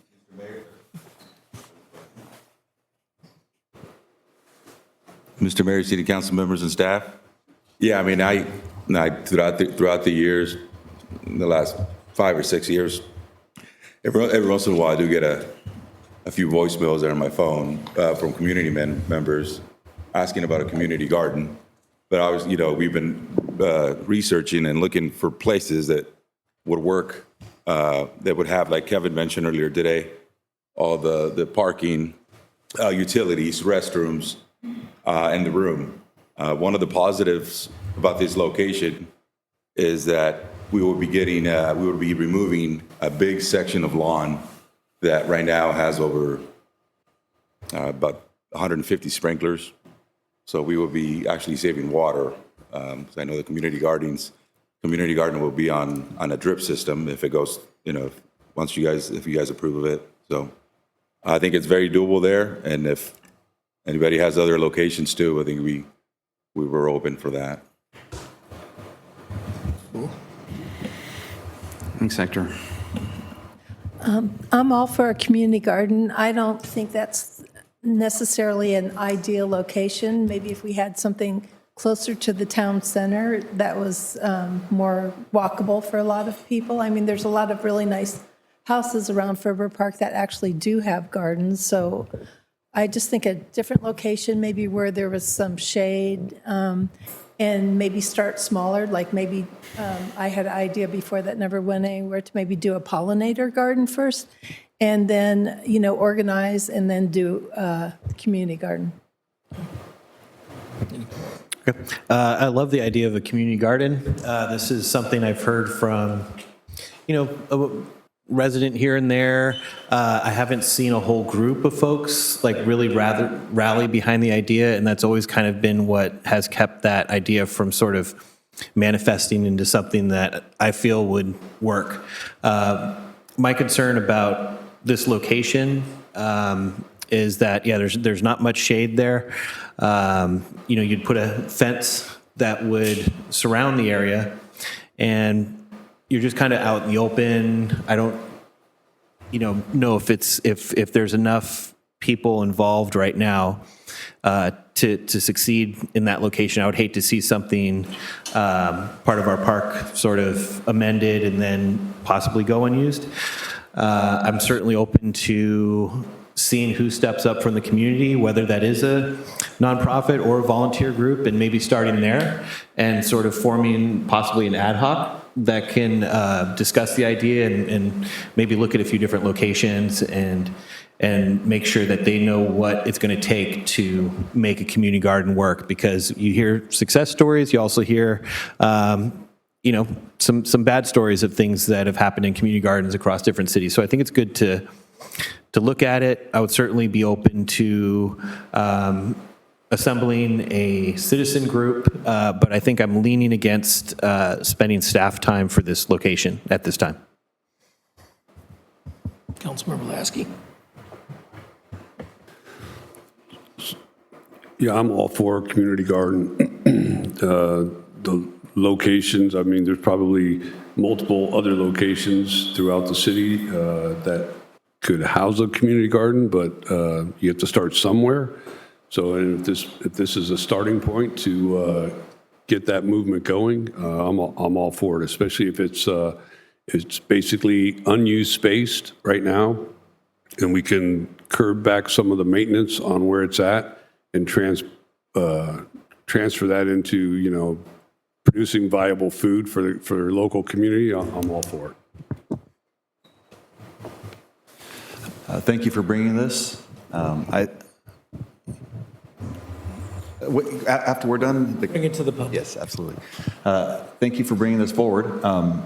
My first comment would be this is a very heavily used area by the public, which is great. That park is busy 24/7. Little League, the high school, everybody practices there. You have every sport that goes on that field. I think it was last year or a year before we actually paid and helped put in a scoreboard there because it was something they hadn't done in over 2 decades. We also just updated all of the play structures and everything that goes on there, all the games for everybody. It is a very centralized area for our community, and it's in a very mixed-use area of housing. So it's phenomenal. You have everything from townhomes and apartments to million-dollar homes within a couple blocks, and I think that's great, and you see everyone down there. To be able to conserve water and add a benefit to our community, I think is huge, and I think it's a great first step. I agree with, all these comments up here. There is probably alternative options out there around town. I think, I know personally that section of the park right there is very hard to maintain in the summer to keep that lawn green, which trying to match that very corner with the amount of maintenance that goes into keeping the park the way it is almost impossible. It's hard to mow, it's hard everything. So when it comes down to conserving water, that's big. You said close to 150 sprinklers in there. And I've seen that thing just get dumped on and it just never turns green there. So I think, like the vice mayor was saying, like all these comments, there probably is other options around town. That is just a city-owned property. And I think the thing that makes it so attractive is there is the bathrooms right there. There is, the creek right there. There's shade along the creek right there. And I think it brings community together. It could be an educational thing for people that have never gardened. It could be, it brings community together, helps people, the mixed housing down there, the apartments, everybody could come in if they wanted to grow a garden. Yes, some of them do have yards and they grow their own garden, but we're giving an option for people down there. And with the growth of Cloverdale, here's what I'm seeing for the future is you look at Baumgartner, you look at all this, we are becoming the central part of the city at Ferber Park right now. So I agree with everybody. There's probably other locations that's just a city-owned one that would be a very easy place to pick right now to get this going. So appreciate bringing it forward. It's a great location to me, but I think it would work great. One more quick comment to add to the second part of this. Cloverdale already has like garden clubs. The high school has a class, and we have an incredible nursery downtown. It'd be probably good to get some of their input, and they might already have these groups formed. So if someone was looking, like you said, you wanted a citizens committee, it might be something that they already have that we could just ask them to work with us, and they'd jump on board as a volunteer. It'd be great. I think it's a good idea. There's certainly some groups that we can start with and maybe start there. I'm almost kind of thinking, because I don't want to just jump into this location. Maybe I don't want to say no either. So, my thought is to maybe table it, take those steps, reach out to the groups that are already doing gardening and see if there's, we can put some word out to the public and see if there's other folks that want to step up and volunteer. My wife is in the garden club, and I know that they are kind of maxed out with what they're taking on. So I think it would be good to gather a group of people that want to do this, and then kind of they can sort of, maybe look at some different locations and take it from there. I would hate to just jump in and build something and not have it be used. That's my worry, but I think that starting to gather a group of people together would be a good first step without spending too much staff time. I would like to look at all the different possible locations that we have available and then have a discussion on that and then go from there, because to me, it'd be nice to know, a variety of locations to pick from. Any other comments? Okay, public comments on this.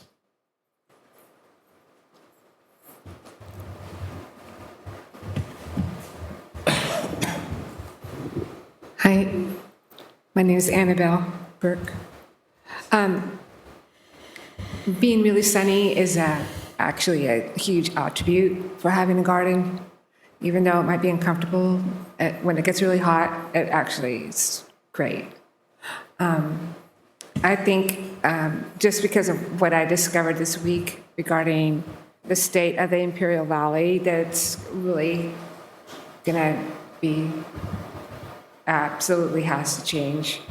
It will affect us. People will move north if they can't have any water, and it's serious, and I don't know why it's so not talked about.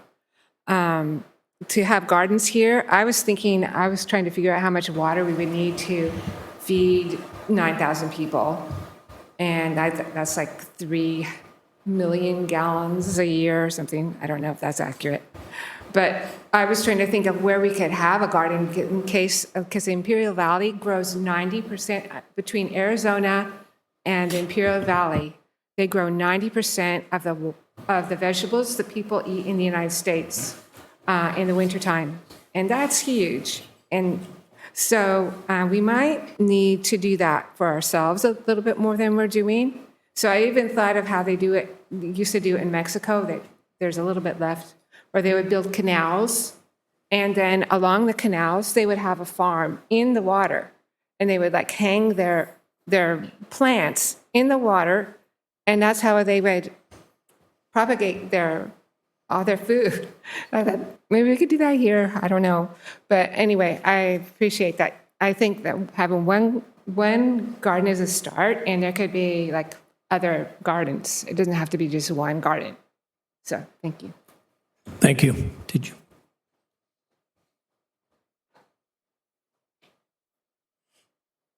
Good evening, everyone. My name's Kelly Spagnola. I'm for having a community garden somewhere in town. I personally don't care where it would be, but I like the idea of bringing people together and having the community there. I'd be willing to donate my time and help in any way that I can to make it happen. Thank you. Thank you. Any other public comment? Go.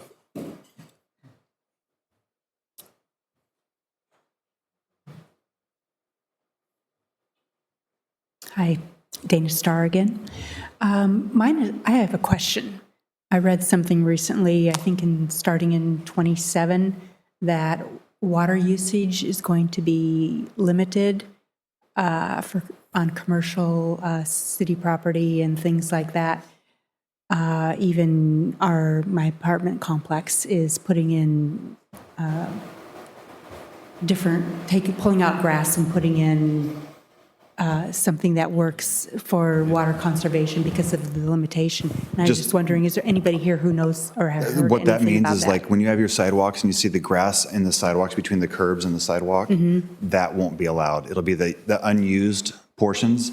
Commercial, it can also mean just little sections of grass that are in apartment complexes and things that are facing the streets and things like that, those won't be allowed because they're unusable grass spaces that you can do a different type of landscaping to conserve more. That's what that's about.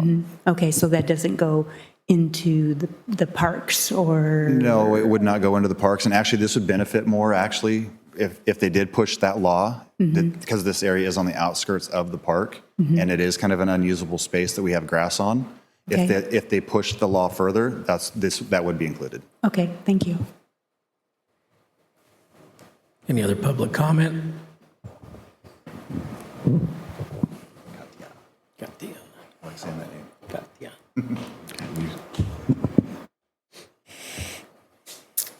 Katia, again. So a little story. I think I'm kind of a one-off on this. When I was in 4th grade, we actually had a garden at the Washington School, and it was mainly the project of one of the parents of a peer of mine. We were in the same grade, and having that, well, specifically literally right there, was life-changing to me. It taught me a lot. Fast forward to me being in college of agriculture, freshman year. I have, 5 other roommates. They're all from cities. I plant soil science class. We got this tiny little plot where we grew food. I would come home with a bunch of food. The first time I came home with a bunch of vegetables, sat them on the table, and I said, I need help eating this. They looked at me confused. Where did you get this? And I said, I grew it. And they said, what do you mean you grew it? Their mind didn't go past the store. And I had to sit all of them down. Little girl from Cloverdale. I had to sit them down and quite literally teach them how I got all of these vegetables. So I think there's a lot of positive from having a community garden. I hope that it also kind of influences people to start their own gardens at home because water is scarce. Change your lawn, turn it into your own home garden. It also kind of makes Cloverdale a little bit more self-sustaining as well. The world is crazy. I mentioned that when I was in college, we studied a policy, I think it was in Santa Barbara, where the way that their food system worked, some natural disaster happened. They couldn't export their food, nor could they accept food in, but the way that the policy was written, they couldn't use their own food to feed themselves. What? Yeah. Anyway, in terms of shade, I do think that having a space where we can kind of sit around a table and relax in shade would be cool. It's also an opportunity to plant some fruit trees. Sit under a fruit tree, pick an apple. I don't know, eat it. Now you got shade and you got food. So I think there's a lot of awesome things that can happen. In terms of fencing, I know that having something that is nice to look at is also an importance. Maybe something that's kind of clear that we can block off. It also provides a section for starting seeds. I do think that getting a volunteer group together is a priority, so I definitely think we should do that. So my thing that I'm going to throw at you is how do we get the word out that this is something that is at the table, maybe starting by the neighborhoods around and letting them know, hey, this is something that we want to do here. Who that is here is willing to stand up and say, let's take this on. So thank you for bringing this forward. I think it'd be great. All right. Do you have comment? Part of what we were going to do, and I didn't bring this into my report, was use Mike and all his great social media skills to start gathering names of people who are willing to participate in this. So that was something I failed to say, but I think we've had enough people approach us. I mean, I know they say it now, and then maybe they won't when it actually comes to it, but I think we can get enough people wherever the garden ends up being, if it's somewhere else. So as a item for direction here, I think that that's what we're looking for, in my opinion. And I think that we have it because I think it sounds like we have consensus that a community garden is a good thing. This is a good starting point. we've looked for spots for a long time, for years. And so I think that whether or not we do more or multiple or other places, I still think this is a great spot to start and that we should give direction to move forward on trying to plan for something. I think it would be great if we could use Mike's survey skills and maybe list a variety of spots and other questions and find out exactly what the community does want in a community garden and where they would like to have one. I agree. I think that's a great next step. Our outreach technician, AKA City Clerk Maloney, I think putting the word out to the community would be a great start. You know, there might be a few volunteers here today that want to get that thing started, and also reaching out to, you know, our nonprofit groups and gardening classes. There might be some other nonprofits that can also help through education opportunities. So those, I think we can get those things together, would be a good first step, in my opinion. Councilmember Lasky. We've left somebody out here. We've had public comment coming up here, but our student liaison, what is your take on a community garden? I think it's a really good idea to have a community garden. I think it's a great opportunity to allow people to learn how to grow a garden or how to plant something just in general. And then if you guys ever like needed more volunteers, I think it'd be a great idea to involve the students at the high school to, like, you could say if you wanted community service hours, you could come this day, this time, and they could help out, and you wouldn't have to give them money or anything. It would just be signing off. Great idea. Thank you very much. Yeah, I think that's one of the things I was hoping you'd bring that up is the community hours for the kids. There's a lot of people to talk to. I also think that it's a great idea, but we do need to do the outreach and see where we're going to get, how many people we're actually going to get to do this. Because I agree on one thing with Councilmember Marquez there. I don't want to see this section of the park get set up into a garden, dug up, flattened out, and all of a sudden now we went from really hard to mow grass, and it's grass, although it may be brown in the summer, to a big pile of dirt that's doing nothing. That wouldn't be very productive. So I think the direction on that, according to the council, is, Mike, let's go ahead and do a survey on that and look and see what we've got, how many people we have interested in this. And we can also continue to look around for other spots. This is a good spot, but there's also options for other things. This community garden may take off and not be the only one. You never know. I have one question for Hector. Have you been like using chemicals or pesticides, or what have you been using on that lawn? Thank you. You referred to the Elbridge The one lawn? at Ferber where they want to put. We don't use chemicals, so the city we have a new integrated, well, not new, it's almost 10 years, integrated pest management. So due to that, we're not allowed to use any pesticides or any type of organic or glyphosate type products. Our weed abatement strategy is technically just pretty much weed eating and removing weeds by hand. Thank you. It's just sometimes it's brown. The reason why it gets brown is because some of the irrigation system that whoever did the soil amendment and the soil preparation for that specific section didn't do a good job preparing the soil, and so the water it takes so much water to get that section green. Perfect. Thank you. Right. So just, I want to be very clear about what the direction is from the council. So what I heard was everyone's in favor of a community garden, but what I think I heard from 3 council members is to not move forward with Ferber Park at this time, instead to do more outreach on various locations, see where the community might want to explore other locations, but start moving forward. Start moving forward, but do some outreach to make sure that we're not going to have a pile of dirt there, and there's going to be a lot of people involved in this, and then bring it forward after that at a next meeting when we compile that information. Can we put a short timeline on that survey to get this moving? Because I mean, that was going to be my next question. Some of the parameters of the next survey. month. Yeah. So I'd really like to, if we're going to do something now, we need to be going on it. Yep. And a question for City manager, city clerk, with the nonprofits, and this would maybe be the mayor, with the nonprofits, can we delegate who would be contacting them now? You know, one of the thoughts, as Brisa mentioned, was the high school, and it brings me back to the Garden Club, is that the Garden Club does offer a scholarship.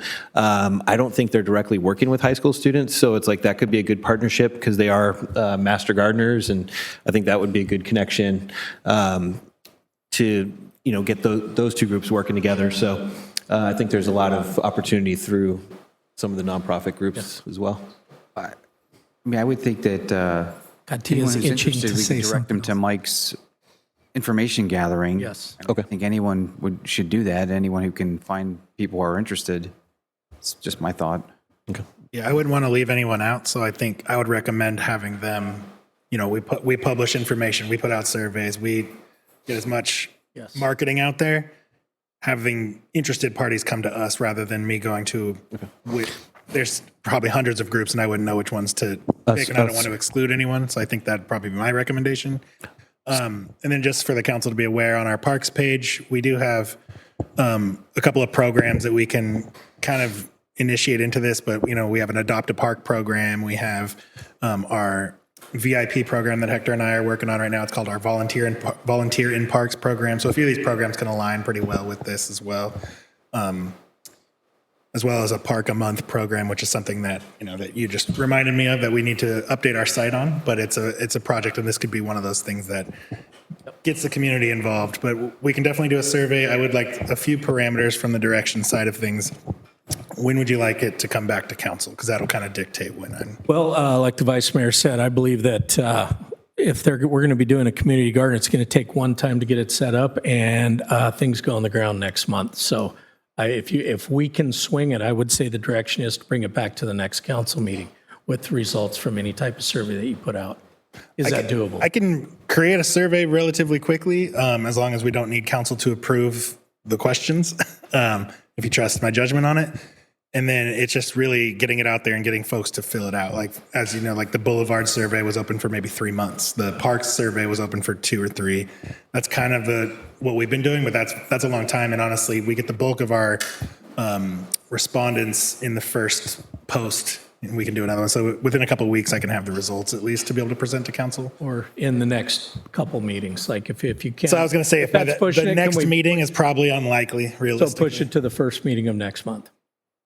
Yes. Okay, perfect. There's your direction. And then one of the questions I would have, are we looking for alternative locations or multiple locations? Because I know the public may want more than one, or is that not an option that the council's interested in? Alternative, you could do alternative on there, because that's going to bring up the different ones that people may think of in the town. I agree. Yeah. I understand. I was just thinking, like, if it's, people may want Ferber and an additional one, or is it just we're interested in one park at the time? Okay. Yeah, let's that's why I want to make sure to curb the. Yeah. Perfect. I was hoping that maybe you could also contact the principal of the high school and find out, maybe we can add questions to the survey, like, so that maybe high school students want to take the survey. Do they want their own beds? Do they want to share beds with us? How they would like to do it. Okay. Unless it's for a class. If you have a class that's set up for that, then it's like responsibility for your plot. I don't know. Anyway, that was just, it would be really cool if, right, like you do the survey and then you say like, those interested in participating in this, let's meet at this time, because I also kind of hear that we don't want to give Hector and his team more work. I kind of see this being as a self-sustaining, self-managed type of thing. And it is like it's the end of February, like stuff needs to go in the ground.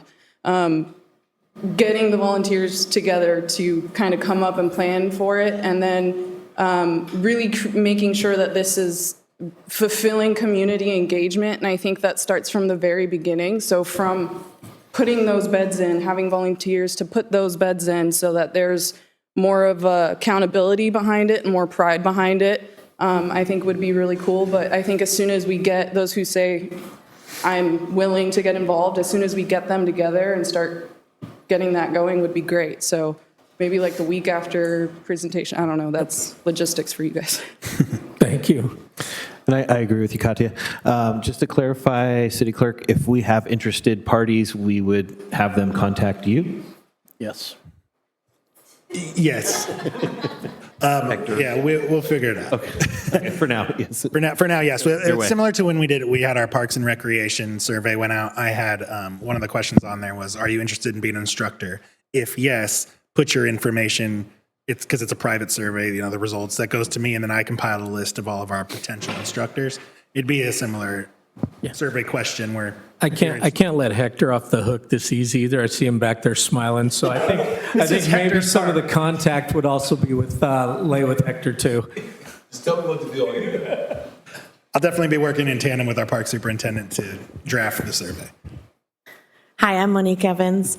I also want to just honor Hector. He's I've been working with Hector many years. Yes. We used to do a program with the Center for Social and Environmental Stewardship, and it was a summer-long program. I always thought it would be awesome to have something like that in Cloverdale for high school students for the summer to help maintain the gardens. We didn't have Hector in the same capacity that we do now, so it'd be great to see that be a part of maybe, not just Parks and Recs, but bringing the garden forward. And we definitely have more than one season. Yes, we want to get stuff in the ground now, but there's lots of work to be done. And if we do it in the right way, we can really bring lots of community together. There is also 4-H in our community that's very strong. And if we do this right, we can also partner with a nonprofit or several nonprofits for grants that we can work towards something that's more long-term and sustaining. So just wanted to bring that up. Thank you. I have one more thing to say. Maybe we should have an ad hoc committee for the community garden, so that way we can collect all the information and go from there. Ad hoc committee on the table right now. Would you guys be? Let's start with the survey. Yeah. I think that allows everyone to kind of work on it together, right? If you create an ad hoc, it's kind of just, you're picking 2 members at that point. So I think it's a possibility for the future if we get some direction and we want to make this go forward. I would be absolutely in favor of an ad hoc. I'm not making an assumption, but we're talking public or city-owned property that we'd be looking at potential garden sites, correct? We don't want to go to the private, okay. So right now, the direction's going to be, and do I agree with ad hoc? Yes, but direction right now, Kevin and Alex and Mike, is let's get our survey out and let's see how much traction we get on this. Obviously, we've got some in this room, but let's see how much traction we get. Bring that back at the second meeting of next month. Then from that point forward, look at forming an ad hoc and really revising this thing from that point forward. Is that clear? Okay. Well, good on that. All right, let's move forward. Thank you all for your comments. Okay, let's move into, where are we at? Council member reports. Go ahead. Okay, that would be Councilmember Marquez. Okay. Thank you, Mayor. So council member report. Let's see. January 29th, we had a zero waste Sonoma special meeting. This was in response to the Cold Creek compost facility. It's just south of Potter Valley in Mendocino County. They're contracted to do organic waste, which is your green bins from most of North County. They experienced mechanical failure in their primary and backup grinders, so they had to send some of their organic matter to 3 other locations, and that required a bunch of trucks and things. So the board got together to ratify that emergency action. Just kind of speaks that things do happen. We have generators and backup generators, and sometimes both can go down, so it's always good to be prepared. Wednesday, February 11th, I attended the Russian River Property Owners Association board meeting as a member of the public. They will be presenting to LAFCO, which is the Local Agency Formation Commission. This will be for their proposed Alexander Valley Water District. And the LAFCO meeting will be on Wednesday, April 1st at 2 p.m. It's at the Sonoma County Board of Supervisors Chambers, located in room 102A at 575 Administration Drive in Santa Rosa. They're looking to seek conditional approval to go to the public election for the formation of the Alexander Valley Water District. Cloverdale residents can attend, listen, learn, and advocate for their interests during public comment. Thursday, February 12th, I attended virtual by Zoom the Inland Water and Power Commission meeting. Again, this is as a member of the public. You can, if you cannot make it to the meetings or you want to see a back meeting, you can follow up with staff member Candace Horsley for the full video. She'll provide you with a passcode to view any of their Zooms that are not available as archived. Thursday, that same evening, was the Mayors and Council Members Association of Sonoma County dinner. There was a presentation from Caitlin Cornwall of Sonoma Ecology Center.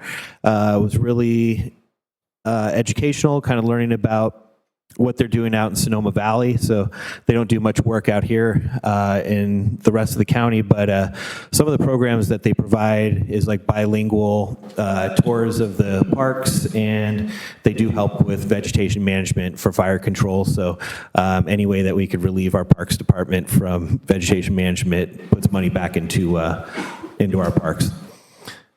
February 19th was our regularly scheduled Zero Waste of Sonoma board meeting. It was a pretty quick meeting. Board and staff discussed the draft budget, so there's no action taken there. Tuesday, February 17th, we had a library advisory board meeting. We did receive a presentation from Julie Carter on the Imagination Library, and that was really exciting, as I am a fellow Kiwanian with Julie Carter, and some of the stats that they have with their book giveaways is they've given away 14,000 books since 2012 to Jefferson School, 2,000 books to Washington School since 2024, and at miscellaneous events, they do 400 books annually. That's since 2012, it's 5,600 books. And also at the library, the patio upgrade will be complete in time for the repair fair, which I have here. So that's on March 7th from 1 to 4. If you're attending the Steelhead Festival, come by after. It'll be from 1 to 4. You could bring your items that you might have to be repaired. Saturday, February 21st, La Familia Sana had their community resource fair grand opening and ribbon cutting for their Family Resource and Resiliency Center. Congratulations to the staff there and the board members for all their hard work. And Tuesday, February 24th, I met with Tribal Representative David Smith Ferry with the Dry Creek Rancheria. And this was the first of my meetings as a tribal liaison.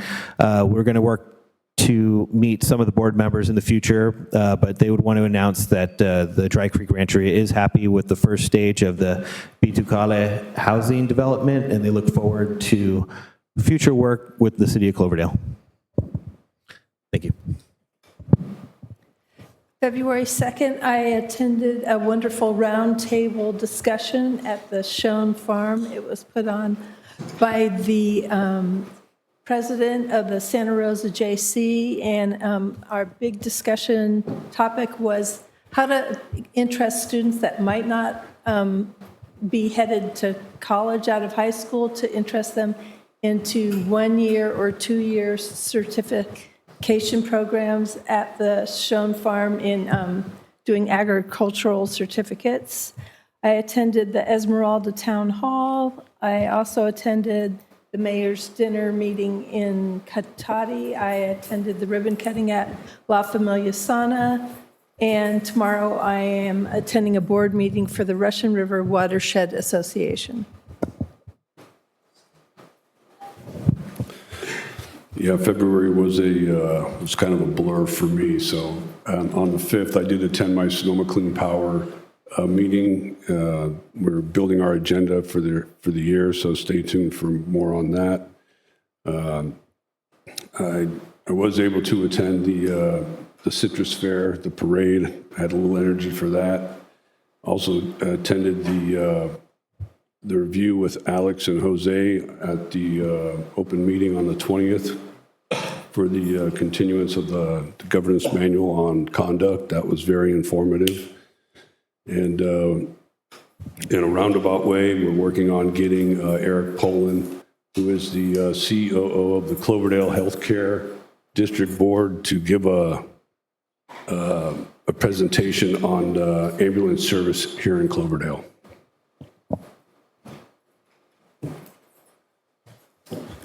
Okay, it's been kind of a busy month.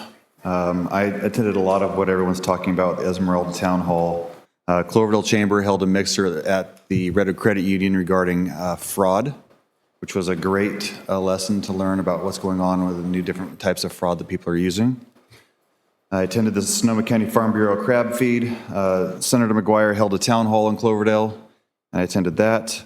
Geyserville held a chamber dinner. They do these every year, and so it was great to be invited by one of our Cloverdale members, invited me to go with her. I assisted the sheriff's office and Russian Riverkeeper with some of the homeless and mental health living along our river levee. We've gone through and offered programs to everyone. We spent several hours over several days helping and then cleaning up and doing everything we could to get them either some type of placement or the assistance that they need for stabilization. I attended the Alexander Valley Association's annual meeting that they have. The reason I did that is it has to do with a lot of the statistics and crime and water and things that go on in our area, and they have it all blanketed together. So I got to meet and work with the sheriff's office. The supervisor was there. A lot of our politicians were there, and our fire districts were there giving different stats and their plans for the year coming up. I attended the Sonoma County Transit and Climate Authority meeting. It was more of a structural meeting. There wasn't much that went on to speak of. The city workshop, like they discussed, the La Familia Sauna grand opening, Citrus Fair parade and fair, Potter Valley Alliance. I went to their meeting to get updates on what they are working on regarding the dam removals and everything else that they're working on. I attended a Resilient Cloverdale Emergency Operations Center meeting to start designing and finishing the structure for our emergencies in Cloverdale. It puts people in place and creates the flow charts to make things happen when we have a major emergency, whether it's fire, flood, earthquake, anything that goes on here. We have a plan in place, and I've been working on this for about 8 years now, and it's really starting to come together and have names in positions, butts in seats, and so it's really working. And according to the people that put it on, who actually come here from San Francisco, they said we're one of the most organized and prepared cities in the state. So I take that as a big badge for us to wear, and I'm really excited and proud of the work that this city has done. And then the last thing, tomorrow I have an Airport Land Use Commission meeting, and I'm not sure, but I would imagine Esmeralda is part of that discussion. Thank you.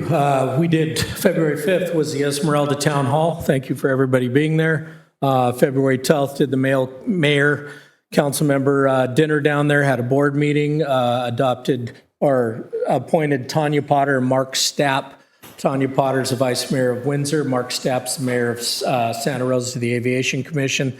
Samantha Rodriguez was chosen for the Childhood Planning Council. February 20th, we did the special workshop with Redwood Law.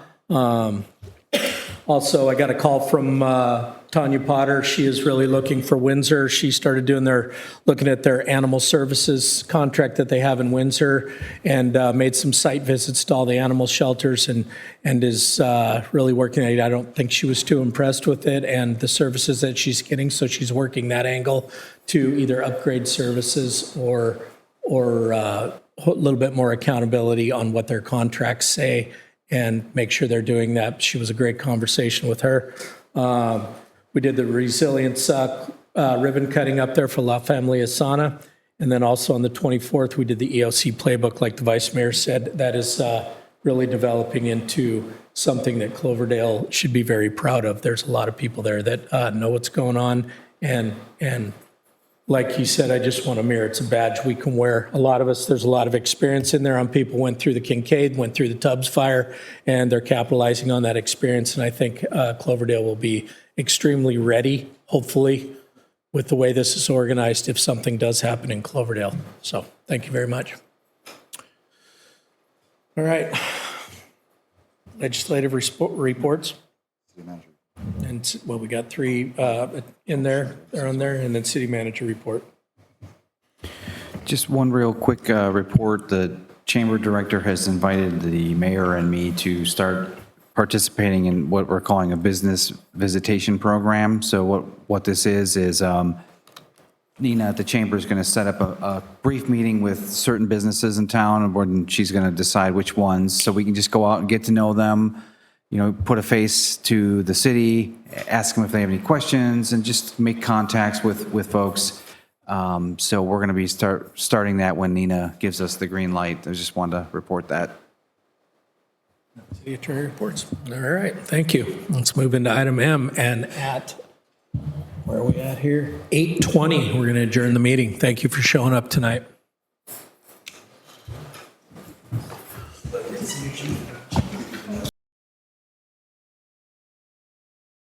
Do we have future? Do we have any? Yeah. Okay, thank you. Sorry about that, guys. Seeing none? Yep, seeing none. Yeah, sorry.